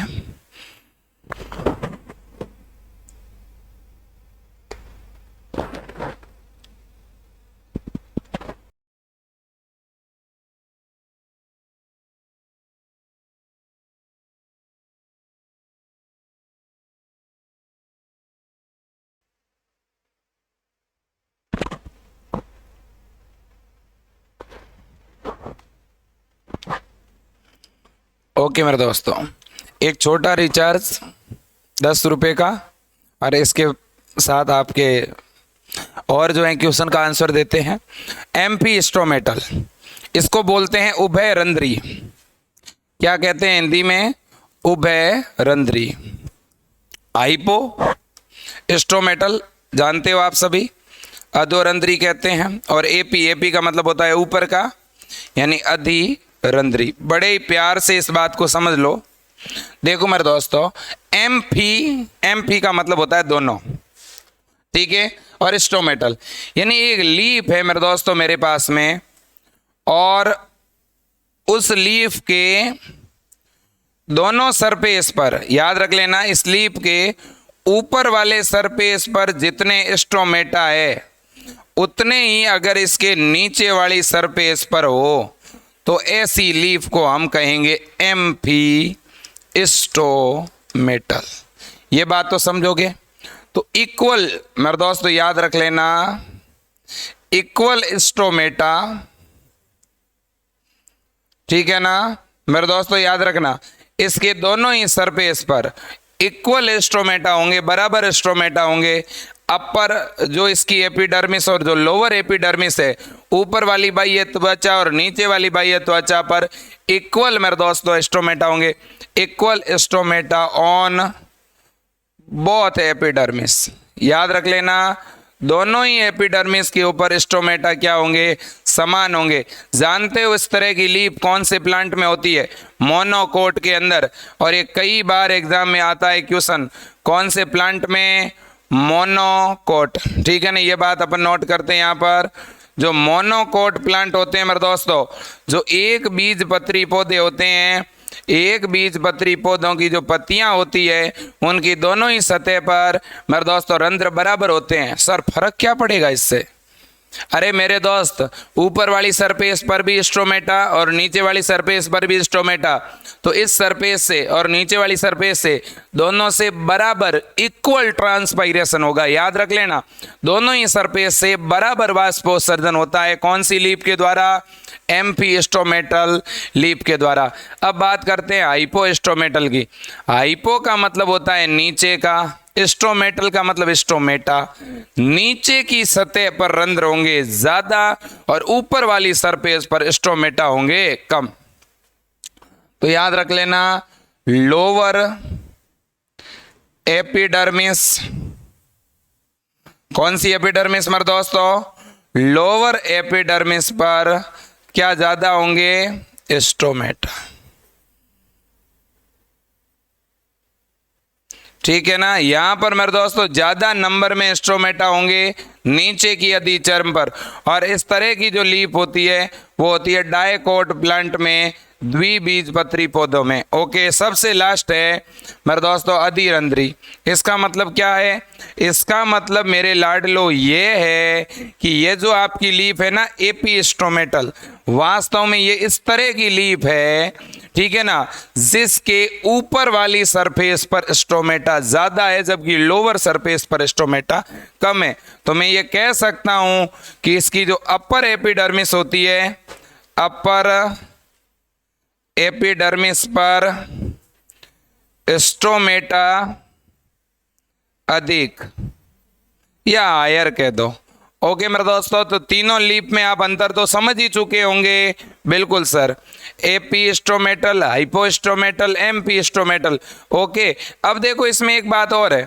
एक तो मेरे दोस्तों है ओट टाइप जो है लीफ, ठीक है ना, या ओट टाइप स्टोमेटा, जई प्रकार की, ठीक है ना, क्या मेरे दोस्तों, जई प्रकार के रंध्र, तो ये एम्पीस्टोमेटल लीफ के लिए यूज करते हैं। एप्पल टाइप के मेरे दोस्तों स्टोमेटा, ठीक है, वो किसके लिए यूज करते हैं? अधोरंध्री के लिए। और वाटर लिली के अंदर याद रखना, जो पानी में उगने वाले पौधे होते हैं, जो जलीय पादप होते हैं, जो एक्वेटिक प्लांट होते हैं मेरे दोस्तों, याद रख लेना, एक्वेटिक प्लांट की जो लीफ होती है, और ये बड़ी बात है अपने आप में, एक्वेटिक जो प्लांट होते हैं मेरे दोस्तों, उनकी जो लीफ होती है वो वास्तव में एपीस्टोमेटल होती है। Okay, done. अब मेरे दोस्तों आगे बढ़ते हैं। अब हम बात कर रहे हैं किसकी? अब हम बात करेंगे स्टोमेटा के ओपन और क्लोज होने के प्रोसेस की, यानी स्टोमेटा ओपन कैसे होता है और क्लोज कैसे होता है। तो स्टोमेटा के ओपन एंड क्लोज होने का जो मैकेनिज्म है, रंध्रों के खुलने और बंद होने का जो प्रोसेस है, वो समझने से पहले एक बात और समझो। क्या समझें सर? याद रखना मेरे प्यारे बच्चों, एक जो स्टोमेटा है उसकी स्ट्रक्चर को भी जानना जरूरी है। तो देखते हैं स्टोमेटा की स्ट्रक्चर किस तरह की है। मेरे दोस्तों, जब भी स्टोमेटा की स्ट्रक्चर आपसे पूछी जाती है तो आपको कुछ चीजें याद रखनी। क्या याद रखें सर? देखो, स्टोमेटा जो हैं वो हमेशा गार्ड सेल के थ्रू स्टोमेटा जो हैं वो हमेशा किसके थ्रू मेरे दोस्तों? गार्ड सेल के थ्रू मेरे दोस्तों जो हैं वह घिरे हुए होंगे। सबसे पहले तो हमारा जो स्टोमेटा है वो इस गार्ड सेल से ही बनेगा। ओके, ये एक गार्ड सेल हो गई। क्या सर गार्ड सेल पेयर में होती है क्या, जोड़ों में पाई जाती है? यस, गार्ड सेल हमेशा जोड़ों में पाई जाएगी। इन गार्ड सेल के बाहर की तरफ, इन गार्ड सेल के बाहर की तरफ मेरे दोस्तों क्या पाया जाता है? तो याद रख लेना, इन गार्ड सेल के बाहर वाले भाग में मेरे दोस्तों सहायक कोशिकाएं होती है, एसेसरी सेल होती है। किस तरह की कोशिका? सहायक, ठीक है ना, असेसरी सेल होंगी। ओके, ठीक है ना मेरे दोस्तों। और ये आपकी गार्ड सेल हो गई। ओके, ठीक है, और ये बीच में पाया जाने वाला पोर हो गया। ओके, तो सर क्या ये हमेशा गार्ड सेल किडनी के आकार की होती है क्या? क्या ये गार्ड सेल हमेशा किडनी शेप होती है क्या? नहीं, किडनी शेप गार्ड सेल तो केवल और केवल डायकोट प्लांट के अंदर पाई जाती है। जो द्विबीजपत्री पौधे होते हैं उनमें किडनी शेप होती है। अगर मैं बात करूं कौन से पौधों की? मोनोकोट प्लांट की। तो मोनोकोट प्लांट की जो गार्ड सेल होती है मेरे दोस्तों वो इस प्रकार से डंबल शेप होती है। यह भी कई बार एग्जाम में आता है कि डंबल शेप गार्ड सेल किस में पाई जाती है। तो याद रख लेना, डंबेल जो होते हैं, डंबेल शेप की जो मेरे दोस्तों गार्ड सेल हैं वो वास्तव में पाई जाती है मोनोकोट प्लांट में, यानी एक बीजपत्री पौधे में। कौन से पौधे में मेरे दोस्तों? एक बीजपत्री प्लांट में, ठीक है ना। अब बच्चों आप इस स्टेज में पहुंच चुके हैं, अब आप इस अवस्था में हैं कि आपको इंग्लिश की टर्मिनोलॉजी यूज करनी ही होगी, ठीक है ना। इंग्लिश की टर्मिनोलॉजी बायोलॉजी के लिए बहुत ज़्यादा नेसेसरी है, बहुत ज़्यादा ज़रूरी और अनिवार्य है।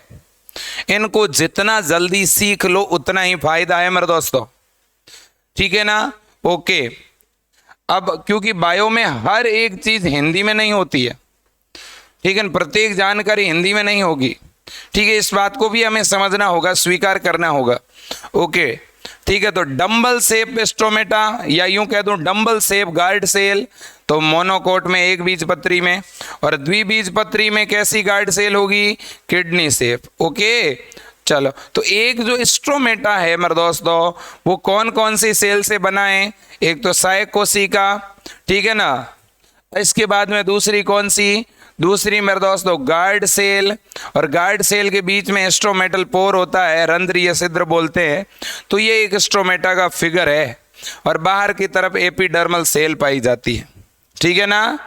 ओके, और मेरे दोस्तों आपको जो ये सहायक कोशिका दिख रही है बाहर की तरफ, ये जो सेल होती है, यही वो सेल है जो वाटर को ला करके किसको देती है, इस मेरे दोस्तों गार्ड सेल को। और जब इस गार्ड सेल को वाटर मिलता है तो ये मेरे दोस्तों टर्जिड हो जाती है, फूल जाती है, और जब ये टर्जिड होती है तो मेरे दोस्तों जो स्ट्रोमेटल पोर है वो ओपन हो जाते हैं, और जब इन गार्ड सेल का वाटर इन असेसरी सेल के पास, इन हेल्पिंग सेल के पास चला जाता है, तो ये फ्लैसिड हो जाती है, ये संकुचित हो जाती है, और स्ट्रोमेटल पोर यानी रंध्रीय छिद्र बंद हो जाते हैं। तो कहीं ना कहीं मेरे दोस्तों इन गार्ड सेल के द्वारा इन रंध्रों का मेरे दोस्तों खुलने और बंद होने का प्रोसेस कंट्रोल किया जाता है, ठीक है ना।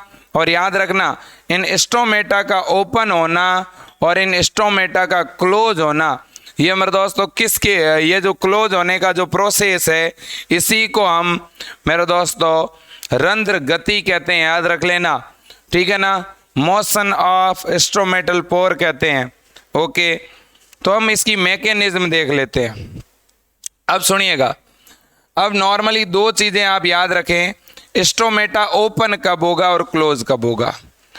स्ट्रोमेटा ओपन रहता है डे में, और स्ट्रोमेटा क्लोज रहता है नाइट में, इसमें कहीं कोई दो राय नहीं। रंध्र बंद कब रहेगा, रंध्र बंद रात में रहेगा, और रंध्र खुला कब रहेगा, दिन में। Okay, done. अब मेरे दोस्तों जैसे ही वाटर किस में एंटर करेगा, और ये अपने आप में बहुत बड़ी बात भी है कि जो ये गार्ड सेल होती है मेरे दोस्तों, ठीक है ना, मान लो ये गार्ड सेल है, इस तरह से फ्लैसिड है, और डे का समय है, तो डे में क्या होगा, इन सेल के अंदर ज़्यादा से ज़्यादा वाटर एंटर करेगा। अब इनमें ज़्यादा से ज़्यादा जब वाटर एंटर करेगा तो ये धीरे धीरे क्या हो जाएगी, टर्जिड हो जाएगी, फूल जाएगी। जैसे जैसे ये फूलेगी ये दूर दूर जाएगी, और एक स्थिति ऐसी आएगी कि ये गार्ड सेल जो हैं जब पूरी तरह से फूल जाती है तो ये बीच में जो ये रंध्रों का छिद्र है, ये जो पोर हैं, ये ओपन हो जाता है। तो वास्तव में जब बाहर से वाटर मेरे दोस्तों गार्ड सेल में एंटर करेगा तभी गार्ड सेल टर्जिड होगी। अब एंटर वाटर कब करेगा, जब स्टार्टिंग में मेरे दोस्तों इसका ओपी जब बढ़ जाता है, ऑस्मेटिक प्रेशर, प्रासरण दाब जब बढ़ेगा ना, तभी बाहर से वाटर अंदर आएगा, ठीक है। तो इसका ओपी बढ़ा, बाहर से वाटर अंदर, फिर ये फूल गई, फूलते ही मेरे दोस्तों पोर ओपन हो गए। और रात के टाइम क्या होता है, इन गार्ड सेल का वाटर किधर, बाहर की तरफ चला जाता है, जिसके कारण ओपी डाउन हो जाता है, और एक्सो ऑस्मोसिस के प्रोसेस के द्वारा ये फ्लैसिड हो जाती है, ये शिथिल हो जाती है, ठीक है ना। तो रात के समय तो होता है बाह्य परासरण, यानी पानी बाहर की तरफ निकलता है, और दिन के समय पानी अंदर की तरफ एंटर होगा।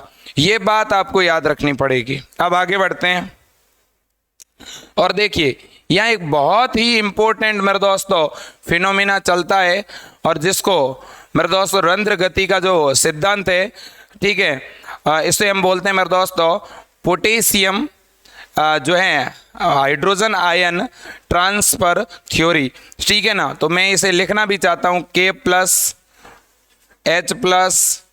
मेलिक एसिड, ठीक है ना। एक तो यहाँ पर K+, दूसरा H+, तीसरा मेलिक एसिड, और चौथा AB है। यानी एब्सिसिक अम्ल, इन 4 कंपोनेंट के द्वारा मेरे दोस्तों इन स्टोमेटा को ओपन होना और स्टोमेटा को क्लोज होने से कंट्रोल किया जाता है, ठीक है ना। और इस थ्योरी को शॉर्ट में बोला जाता है के plus pump theory, potassium pump सिद्धांत, ठीक है। कई बार इसे के प्लस ट्रांसफर थ्योरी भी कहा जाता है। तो जो पोटेशियम पंप थ्योरी है मेरे दोस्तों वो क्या कहती है, वो ये कहती है कि डे में, दिन के समय मेरे दोस्तों जो हमारी गार्ड सेल होती है, इन गार्ड सेल में मेलिक एसिड होता है डे में, और डे में ये मेलिक एसिड का ब्रेकडाउन होता है किसमें, मेलेट में, मेलेट एंड H+ में। हाइड्रोजन आयन मेरे दोस्तों डे में इन गार्ड सेल से बाहर निकल जाता है, आउट हो जाता है, और दिन में मेरे दोस्तों बाहर से K+ आयन, पोटेशियम आयन जो है वो सेल में एंटर करता है। जैसे ही गार्ड सेल में K+ आएगा तो K+ और मेलिक एसिड मिलकर के पोटेशियम मेलेट बनाते हैं। पोटेशियम मेलेट की वजह से मेरे दोस्तों OP बढ़ जाता है। OP बढ़ने से इस गार्ड सेल के अंदर, इस गार्ड सेल में बाहर से कौन एंटर करता है, वाटर एंटर करता है, और ये गार्ड सेल फूल जाती है, फ्लैसिड हो जाती है, सॉरी टर्जिड हो जाती है, और रंध्र जो है खुल जाते हैं। नाइट में क्या होगा, नाइट में मेरे दोस्तों गार्ड सेल में CO2 जो है वो बढ़ जाएगी। जब CO2 की मेरे दोस्तों सांद्रता, कॉन्सेंट्रेशन बढ़ जाता है तो आपको पता ही है ज़्यादा मात्रा में CO2 जब बढ़ेगी तो प्लांट को उससे खतरा होगा। तो प्लांट इस प्रतिकूल दशा में, अनफेवरेबल कंडीशन में प्लांट जो है एब्सिसिक एसिड बनाना शुरू कर देगा। तो प्लांट के अंदर मेरे दोस्तों ABA यानी एब्सिसिक एसिड एक्टिव हो जाता है, सक्रिय हो जाता है, और ऐसा होने से गार्ड सेल के अंदर जो भरा हुआ K+ आयन है वो बाहर चला जाएगा, जिसकी वजह से OP जो है वो डाउन हो जाएगा, परासरण दाब कम हो जाएगा, और जिसकी वजह से अंदर का वाटर बाहर की तरफ निकल जाएगा। और जब वाटर बाहर की तरफ रिलीज हो जाएगा तो मेरे दोस्तों जो गार्ड सेल है वो क्या हो जाएगी, फ्लैसिड। ये पूरा प्रोसीजर आपको क्या रखना है, याद। और मेरे दोस्तों ये K+ आयन पंप थ्योरी किसने दी थी, लेविएट नाम के एक साइंटिस्ट ने दी थी, याद रखना, ठीक है। ओके, आगे बढ़ेंगे, और आगे बढ़ने से पहले एक मैं क्वेश्चन यहाँ पे जरूर बनाना चाहूँगा, ये लीजिएगा। आपके लिए सबसे पहला जो MCQ है वो यहाँ पे मैं लेके आऊँगा, किसके बारे में, ट्रांसपायरेशन के बारे में। और सबसे पहले पूछूंगा हाईएस्ट ट्रांसपायरेशन किसके द्वारा होता है,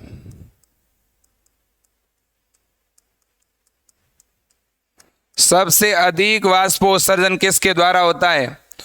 option number first leaf, second stem, root से तो होता भी नहीं, तो याद रखना किसके थ्रू, लीफ के थ्रू। और अगर मैं ये ऐसे पूछूं, which type of transpiration occur in highest amount, याद रख लेना कौन से प्रकार का वाष्पोत्सर्जन सबसे ज्यादा मात्रा में पाया जाता है मेरे दोस्तों, याद रखना।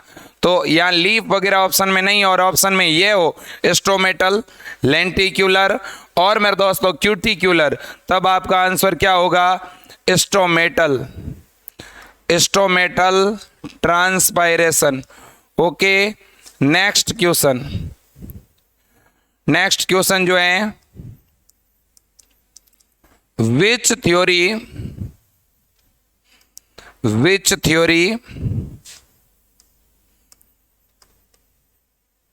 responsible for स्टोमेटल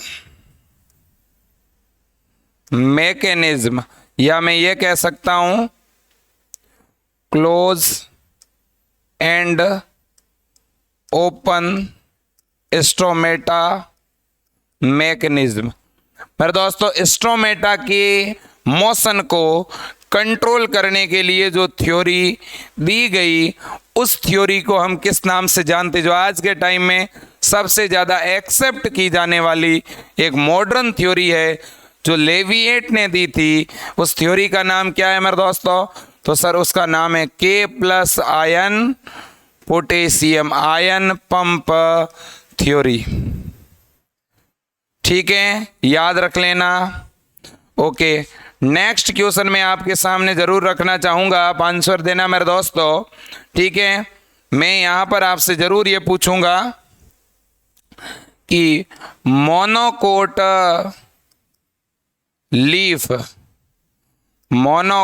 लीफ के स्टोमेटा किस प्रकार के होते हैं?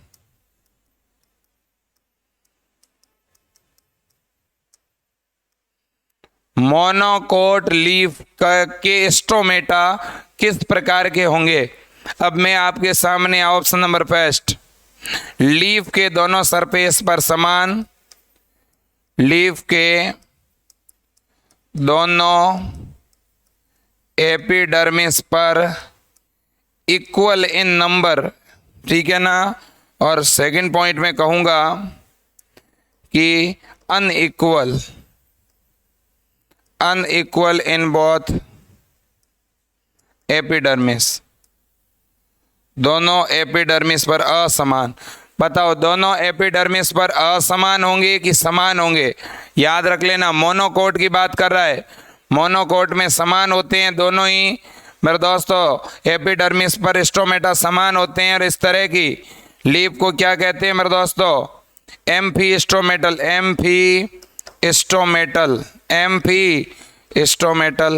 ओके मेरे दोस्तों, ये भी बात आपको याद रखनी। तो फिर अगर मैं ऐसे पूछूं तो कि बताओ, देखे डाइकोट में किस प्रकार का, डाइकोट के अंदर एम्फी स्टोमेटल तो मोनोकोट में है, तो डाइकोट में हाइपोस्टोमेटल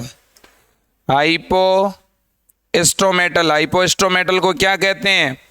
अधोरंध्री। इसका मतलब जो द्विबीजपत्री पौधे हैं उनके लीफ के नीचे वाली सरफेस पर स्टोमेटा ज़्यादा होते हैं, याद रखना। लेकिन जो पानी में रहने वाले पौधे हैं जैसे वाटर लिली, उनके अपर सरफेस पर स्टोमेटा ज़्यादा होते हैं, याद रखना। ठीक है, ओके। अब मेरे दोस्तों बात करेंगे गटेशन की।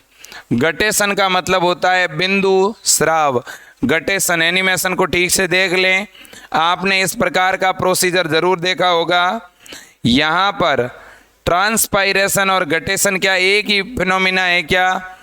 ट्रांसपायरेशन में तो वाटर जो है वो लीफ के स्टोमेटा से मेरे दोस्तों भाप के रूप में, वेपर के रूप में बाहर निकल रहा है। सही कह रहा हूँ? एक तरह से यूं कह दो कि वो गैसीय स्टेट में बाहर निकल रहा है। लेकिन क्या मेरे दोस्तों इस गटेशन के केस में वाटर लिक्विड स्टेट में है कि गैसीय स्टेट में? तो लिक्विड स्टेट में। तो सबसे पहली बात तो यह है कि यहाँ पर द्रव अवस्था में जल, और वो भी बूंदों के रूप में, लीफ की मार्जिन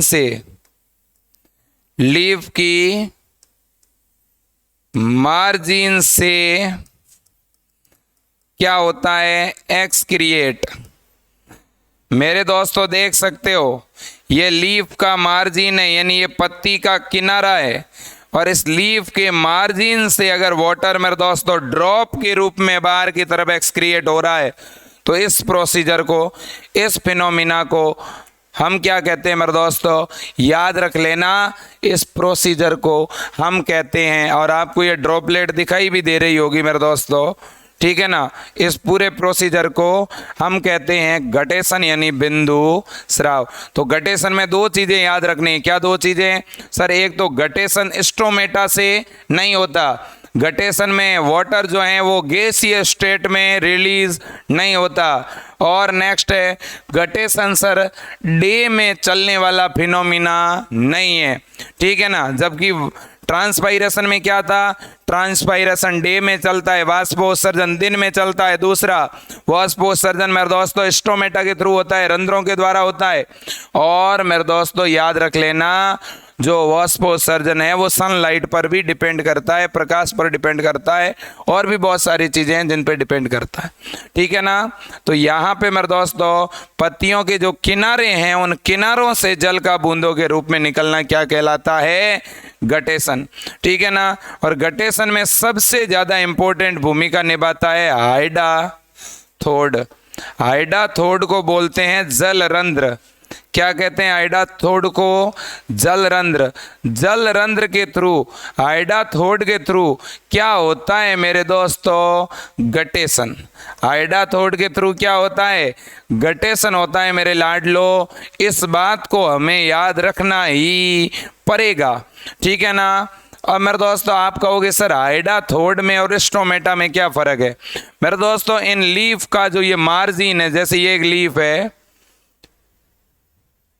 तो इस लीफ का जो ये मार्जिन है, ये जो किनारा है, यहाँ पर एक ओपनिंग होती है, यहाँ पे एक मेरे दोस्तों छिद्र पाया जाता है छोटा, उसको जल रंध्र कहते हैं। और ये हमेशा ओपन रहता है। ठीक है ना, open every day every time, चाहे वो डे और चाहे वो नाइट हो।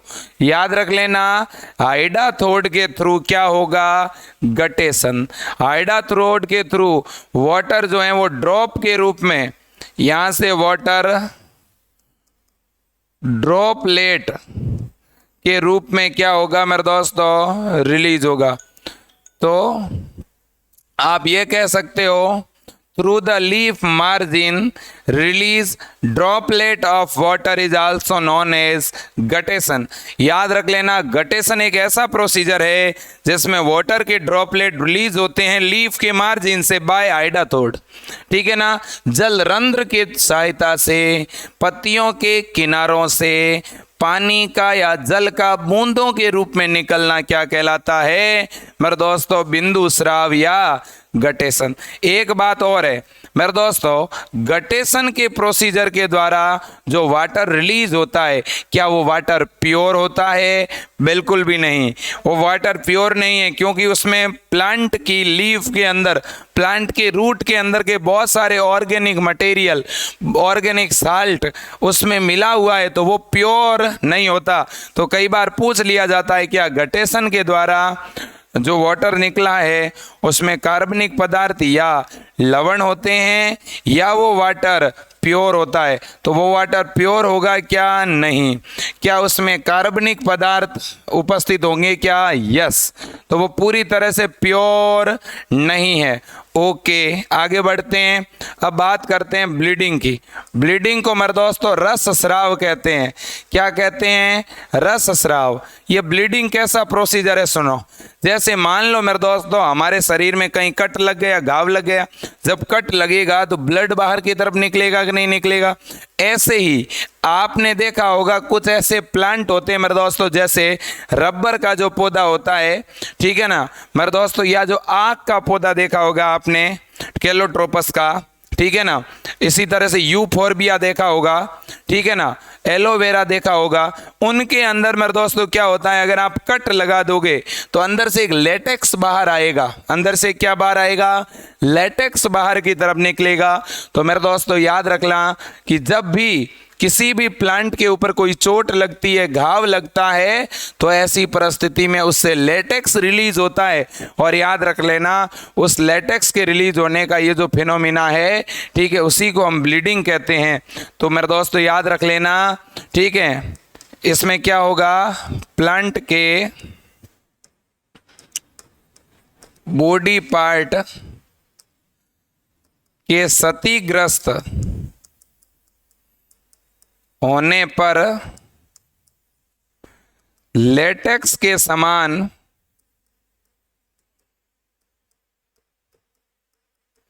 पदार्थों का त्याग। तो लेटेक्स के समान कोई पदार्थ बाहर की तरफ निकले तो उसे हम ब्लीडिंग कहेंगे। और ब्लीडिंग का कारण क्या है, यह भी कई बार पूछ लिया जाता है। रूट प्रेशर की वजह से ब्लीडिंग होती है। याद रखना, रूट प्रेशर का मतलब आप सभी जानते हैं मूल दाब। जब रूट प्रेशर बढ़ा हुआ होगा, जैसे ही कट लगेगा तो बाहर की तरफ चीजें निकलेगी, इसका मतलब नीचे से कोई दाब लग रहा होगा, तो उस दाब का नाम है मूल दाब या रूट प्रेशर। तो रूट प्रेशर इसमें मदद करता है।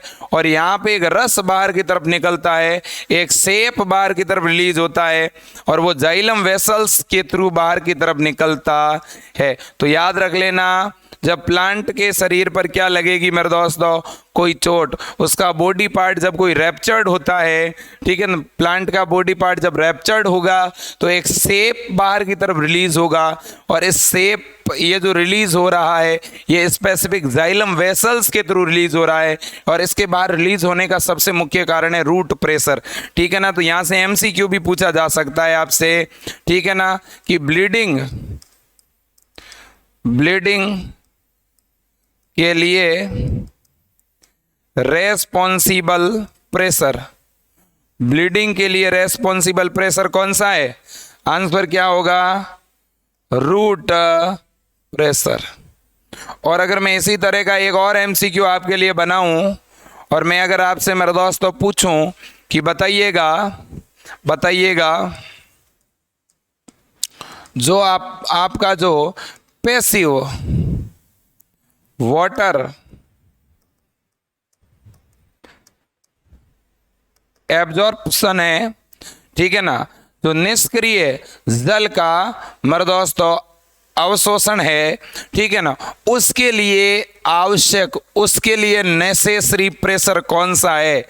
वाटर जो है वो निष्क्रिय रूप से मेरे दोस्तों पौधे में ट्रांसपोर्ट हुए जा रहा है, रूट से एब्जॉर्ब हो रहा है, तो कहीं ना कहीं उसके लिए भी कोई प्रेशर काम कर रहा होगा, वो है ट्रांसपायरेशन। वो क्या है? ट्रांसपायरेशन।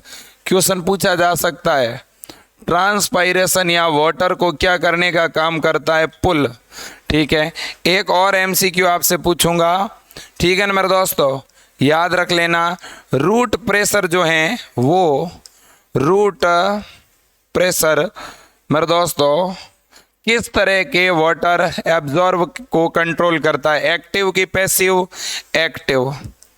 ठीक है, अगर मेरे दोस्तों हम एनर्जी को यूज में लें, ATP खर्च करें, तो वो एक्टिव, और जब ATP यूज में नहीं लें तो वो कैसा? पैसिव। Okay, done. अब मेरे दोस्तों एक जानकारी अपनी पीछे रह गई, आइडा थोड़ी। ये फिगर दिख रहा है आपको? ये फिगर दिख रहा है कि नहीं? बिल्कुल दिख रहा है सर। तो दिख रहा है तो ये लो, ठीक है ना, ये लीजिएगा। तो मेरे दोस्तों अगर आपको ये फिगर दिख रहा है तो यहाँ एक चीज़ तो देख लो। क्या देखें सर? ये देखिएगा आप लोग, ठीक है ना, आपको ये जो स्ट्रक्चर दिखाई गई है ये लीफ के मार्जिन की स्ट्रक्चर है। लीफ का एक मार्जिन है, किनारा है, ठीक है ना। तो लीफ के मार्जिन पर देखिएगा, यहाँ पे एक आपको टिश्यू दिख रहा है, इसका नाम है एपिथेम, और बिल्कुल इसके पीछे की तरफ आप देख सकते हैं ये ट्रेकिड है मेरे दोस्तों, ठीक है, जाइलम की, ठीक है ना। तो यहाँ एक एपिथेम नाम का एक टिश्यू है, और यहाँ पे मेरे दोस्तों क्या पाया जा रहा है? एक जल रंध्र है। यहाँ पे क्या है मेरे दोस्तों? ठीक है ना, एक तरह का रंध्र है, एक तरह की ओपनिंग है, और यहीं से ये जो एक्स्ट्रा वाटर है वो बाहर की तरफ रिलीज हो जाता है, ठीक है ना। तो ये एक स्ट्रक्चर है हाइडाथोड की, ठीक है ना मेरे दोस्तों। हाइडाथोड मार्जिन वाले भाग में होगा और इसके थ्रू गटेशन होता है, याद रखना। हाइडाथोड के थ्रू क्या होगा? गटेशन। तो ट्रांसपायरेशन, गटेशन और ब्लीडिंग, ट्रांसपायरेशन, गटेशन और ब्लीडिंग, इन तीनों को लेकर के एग्जाम में क्वेश्चन जरूर आने वाला है, ठीक है मेरे दोस्तों। तो ये सारी चीज़ें आपके ज़रूर समझ में आई होगी। एक बार स्टार्टिंग से आप इन चीज़ों को देख लीजिएगा। सबसे पहले आपने डिफ्यूजन में क्या पढ़ा? पदार्थों का अपने higher concentration to lower concentration transport ही क्या कहलाता है? डिफ्यूजन, ठीक है ना। डिफ्यूजन के अंदर एक प्रेशर काम करता है, उसको डिफ्यूजन प्रेशर कहते हैं। डिफ्यूजन दो तरह का, एक सिंपल और एक फैसिलिटेटेड। सिंपल को सरल विसरण कहते हैं, फैसिलिटेटेड को सुसाध्य विसरण कहते हैं। सुसाध्य विसरण में एक मेम्ब्रेन के थ्रू मेरे दोस्तों डिफ्यूजन होता है, बट यहाँ पे इस तरह की कोई मेम्ब्रेन नहीं होती, ठीक है। और यहाँ पर मेरे दोस्तों पदार्थों की जब डिफ्यूजन की बात करते हैं तो दो प्रकार से पदार्थ डिफ्यूज हो सकते हैं, या तो सिम्पोर्ट, एंटीपोर्ट या यूनिपोर्ट। ठीक है, सिम्पोर्ट में दो अणु मेरे दोस्तों सेम डायरेक्शन में मेरे दोस्तों जो है ट्रांसपोर्ट होते हैं। ठीक है, और मेरे दोस्तों जब उनकी डायरेक्शन अलग अलग हो तो एंटीपोर्ट। और अगर यूनिपोर्ट में क्या होगा, डायरेक्शन तो सेम होगी बट एक जो है वो दूसरे के ऊपर डिपेंड नहीं होगा। ठीक है, इसके बाद में हम किसकी बात कर रहे हैं, इसके बाद में ऑस्मोसिस की बात की। इसमें हमने कहा कि जब कोई सॉल्वेंट किसके थ्रू, एक मेम्ब्रेन के थ्रू अपने higher concentration to lower concentration move करे, जब मेरे दोस्तों कोई विलायक का अणु अपनी उच्च सांद्रता से निम्न सांद्रता की तरफ एक अर्धपारगम्य झिल्ली के द्वारा विसरित होता है तो उसको परासरण कहते हैं। परासरण में भी दो तरह के परासरण हैं, एक तो है एंडो और एक है एक्सो, याद रख लेना। एक तो कैसा होता है, एंडो ऑस्मोसिस, कैसा, एंडो ऑस्मोसिस, और एक होता है मेरे दोस्तों एक्सो ऑस्मोसिस, एक्सो ऑस्मोसिस। ठीक है ना, एंडो ऑस्मोसिस को अंतः परासरण कहते हैं और एक्सो ऑस्मोसिस को बाह्य परासरण कहते हैं। एंडो ऑस्मोसिस में तो क्या हुआ, जैसे मान लो कि ये मेरे दोस्तों एक कोई सेल है जो कि बहुत ज़्यादा फ्लेसिड है, बहुत ज़्यादा क्या है, फ्लेसिड है। ठीक है ना, और मैंने इसको रख दिया एक ऐसे सॉल्यूशन में जिसमें वाटर का अमाउंट हायर है, तो बाहर से वाटर इस सेल में एंटर करेगा और सेल फ्लेसिड हो जाएगी। इसको बोलेंगे एंडो ऑस्मोसिस। जैसे किशमिश फूल जाती है ना पानी में रखने पर, वो एंडो ऑस्मोसिस की वजह से। एक्सो ऑस्मोसिस में क्या होगा, मैंने मेरे दोस्तों एक सॉल्यूशन तैयार किया और उसमें मैंने वाटर के अमाउंट का जो है वाटर के अमाउंट को कम करके अंदर बहुत ज़्यादा साल्ट डाल दिया और फिर उसके अंदर मेरे दोस्तों मैंने ग्रेप्स डाल दिए, अंगूर, तो धीरे धीरे वो ग्रेप्स जो है सिकुड़ जाएंगे, वो प्लेसिड हो जाएंगे। कारण क्या है, एक्सोस्मोसिस। ओके, अब मेरे दोस्तों हमने वाटर के एब्जॉर्ब के बारे में पढ़ा कि एक प्लांट के अंदर जो है वाटर किस तरह से एब्जॉर्ब होता है। वैसे तो हम जानते हैं कि रूट जो होती है उसके ऊपर रूट हेयर होते हैं, मूल के ऊपर मूल रोम होते हैं, मूल रोम से जल अवशोषित होता है, अवशोषित होकर के एब्जॉर्ब होकर के जाइलम तक आता है, जाइलम से ऊपर की डायरेक्शन में ट्रांसपोर्ट हो जाता है। ठीक है मेरे दोस्तों, तो हमने यहाँ पर यह कहा कि वाटर जो है दो मेथड से एब्जॉर्ब होगा, एक एक्टिव और दूसरा पैसिव। नॉर्मली एक प्लांट के अंदर सबसे ज़्यादा जल का अवशोषण निष्क्रिय विधि से होता है, पैसिव मेथड से। हाईएस्ट एब्जॉर्ब वाटर जो है पैसिव मेथड से होता है। पैसिव मेथड में एनर्जी यूज में नहीं आती, बट नाइट के समय मेरे दोस्तों, रात के समय जो है वाष्पोत्सर्जन नहीं चलता है। जब रात के समय ट्रांसपायरेशन नहीं चलता है, वाष्पोत्सर्जन नहीं चलता है, तो ऐसी परिस्थिति में स्टेम के ऊपर और रूट के ऊपर वाष्पोत्सर्जन का पुल नहीं लगता, खिंचाव नहीं लगता। तो रात के समय मेरे दोस्तों वाटर की जो डेफिशिएंसी आई है प्लांट में, उसको पूरा करने के लिए रूट की जो सेल होती है वो थोड़ी बहुत एनर्जी को खर्च करके वाटर को ऊपर की तरफ पहुंचाने का काम करती है, एब्जॉर्ब करवाने का काम करती है। याद रख लेना, ये तो हमने वाटर के एब्जॉर्ब की बात करी। फिर वाटर के मेरे दोस्तों जो है ट्रांसपोर्ट के लिए एक मैकेनिज्म पढ़ा, एक थ्योरी पढ़ी, उसका नाम है कोहेशन टेंशन प्रेशर। ये किसने दिया, डिक्सन और जोली ने। फिर हमने क्या पढ़ा, वाटर का लेटरल फ्लो पढ़ा, जिसमें रूट एयर के थ्रू वाटर जाइलम में जाता है, मूल रोम के द्वारा जल का जाइलम में स्थानांतरण पार्श्व परिवहन कहलाता है। इसमें तीन पाथवे पढ़े, एपोप्लास्ट, सिम्प्लास्ट और वैक्यूलर। ठीक है, एपोप्लास्ट जो ऐसा पाथवे था मेरे दोस्तों, ठीक है ना, जिसमें वाटर जो है वो सेल मेम्ब्रेन के बाहर की तरफ जो है ट्रांसपोर्ट हो रहा था। सेल के अंदर प्लाज्मोडेस्माटा के थ्रू वाटर आगे बढ़ता है, उसे बोलते हैं सिम्प्लास्ट। और मेरे दोस्तों जो वैक्यूल होती है रिक्तिका की झिल्ली को टोनोप्लास्ट कहते हैं। टोनोप्लास्ट के थ्रू वाटर जब ट्रांसपोर्ट होता है तो उसको वैक्यूलर पाथवे कहते हैं। ओके मेरे दोस्तों, ये सारी चीज़ें भी हम पढ़ चुके हैं, ठीक है ना, ये बात भी मैंने आपको बता दी। इसके बाद में हमने एसेंट ऑफ सेप पढ़ा, रसारोहण। इसमें हमने क्या पढ़ा कि जो वाटर जाइलम में आ गया है वो अपर डायरेक्शन में ट्रांसपोर्ट होता है, उसे मेरे दोस्तों एसेंट ऑफ सेप कहते हैं। ओके, फिर मेरे दोस्तों हमने ट्रांसपायरेशन पढ़ा। ट्रांसपायरेशन मेरे दोस्तों किसी भी पौधे के वायवीय भाग से जल का जलवाष्प के रूप में निकलना ही है। ठीक है, ट्रांसपायरेशन सबसे ज़्यादा लीफ के थ्रू होता है और लीफ पर स्ट्रोमेटा होते हैं, रंध्र होते हैं, उनके द्वारा ही ट्रांसपायरेशन होता है। है। ट्रांसपायरेशन डे में चलने वाला एक प्रोसेस है, ठीक है ना, याद रख लेना। और मेरे दोस्तों, हमने ट्रांसपायरेशन के अंदर जो है 3 प्रकार का ट्रांसपायरेशन पढ़ा। एक तो रंध्रीय, एक क्यूटिक्यूलर और एक वात रंध्रीय। स्ट्रोमेटल, क्यूटिक्यूलर, लेंटिक्यूलर। सबसे ज़्यादा होता है मेरे दोस्तों वो होता है आपका रंध्रीय, जो है स्ट्रोमेटल। फिर स्ट्रोमेटा की स्ट्रक्चर भी पढ़ी, ठीक है। स्ट्रोमेटा की स्ट्रक्चर में हमने गार्ड सेल पढ़ी जो एक पेयर में होती है। डाइकोट की गार्ड सेल किडनी शेप होती है और मोनोकोट की डंबल शेप होती है, ठीक है ना। ये सारी चीज़ें पढ़ी। फिर हमने किसके बारे में पढ़ा? गटेशन के बारे में पढ़ा, जो कि मेरे दोस्तों एक लीफ के मार्जिन से होता है, ठीक है ना, याद रख लेना। गटेशन के बारे में पढ़ने के बाद में हमने यहाँ आइडाथोड भी पढ़े जो गटेशन में हेल्प करते हैं। फिर हमने ब्लीडिंग के बारे में पढ़ा मेरे दोस्तों। और ब्लीडिंग कब होगी? जब प्लांट के ऊपर कहीं कट लगेगा तो प्लांट के अंदर से एक सेप, एक लेटेक्स बाहर की तरफ रिलीज होता है, ठीक है मेरे दोस्तों। ये प्रोसेस ब्लीडिंग कहलाता है। जैसे कि जो रबर का प्लांट होता है मेरे दोस्तों, उसके ऊपर कट लगाने से एक लिक्विड, एक लेटेक्स बाहर आता है, वो किसका एग्जाम्पल है? ब्लीडिंग का, ठीक है। ओके मेरे दोस्तों, आज के लिए इतना ही, ठीक है। और नए टॉपिक के साथ बहुत जल्द मिलने वाला हूं मेरे दोस्तों। मैं मेरी तरफ से 100% ईमानदारी से मेहनत कर रहा हूं। आप भी अगर इसी ईमानदारी से जितनी मैं मेहनत कर रहा हूं उतनी आप कर लो तो मेरे दोस्तों आपका कोई रास्ता नहीं रोक सकता। आपका सिलेक्शन तय है। आप जिस भी कंपटीशन की तैयारी कर रहे हैं उसमें लगे रहें। मेरी शुभकामनाएं आपके साथ है, ठीक है ना। और जब कोई भी व्यक्ति मेहनत करता है तो ईश्वर भी, गॉड भी, अल्लाह भी उसका साथ देता है।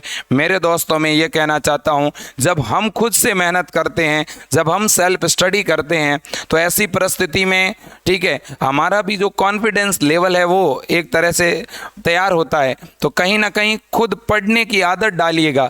जब तक खुद से पढ़ना शुरू नहीं करोगे तब तक मेरे दोस्तों उतना ज़्यादा कॉन्फिडेंस नहीं आ पाएगा। छोटे छोटे MCQ प्रैक्टिस करिएगा, बार बार प्रयास करिएगा क्वेश्चन को करने का, बट डीमोटिव नहीं होना है, पॉजिटिव रहना है, किसी तरह की टेंशन नहीं लेनी है। और मेरे दोस्तों हमेशा खुश रहना है, सबसे बड़ी बात यह है, ठीक है ना। और डेटा की भी चिंता नहीं करनी है कि इंटरनेट डेटा चला गया। जहाँ पे भी मौका मिले किसी के भी फ़ोन का हॉटस्पॉट चालू करवाओ, डाउनलोड करो और वीडियो देखो। आज के लिए इतना ही।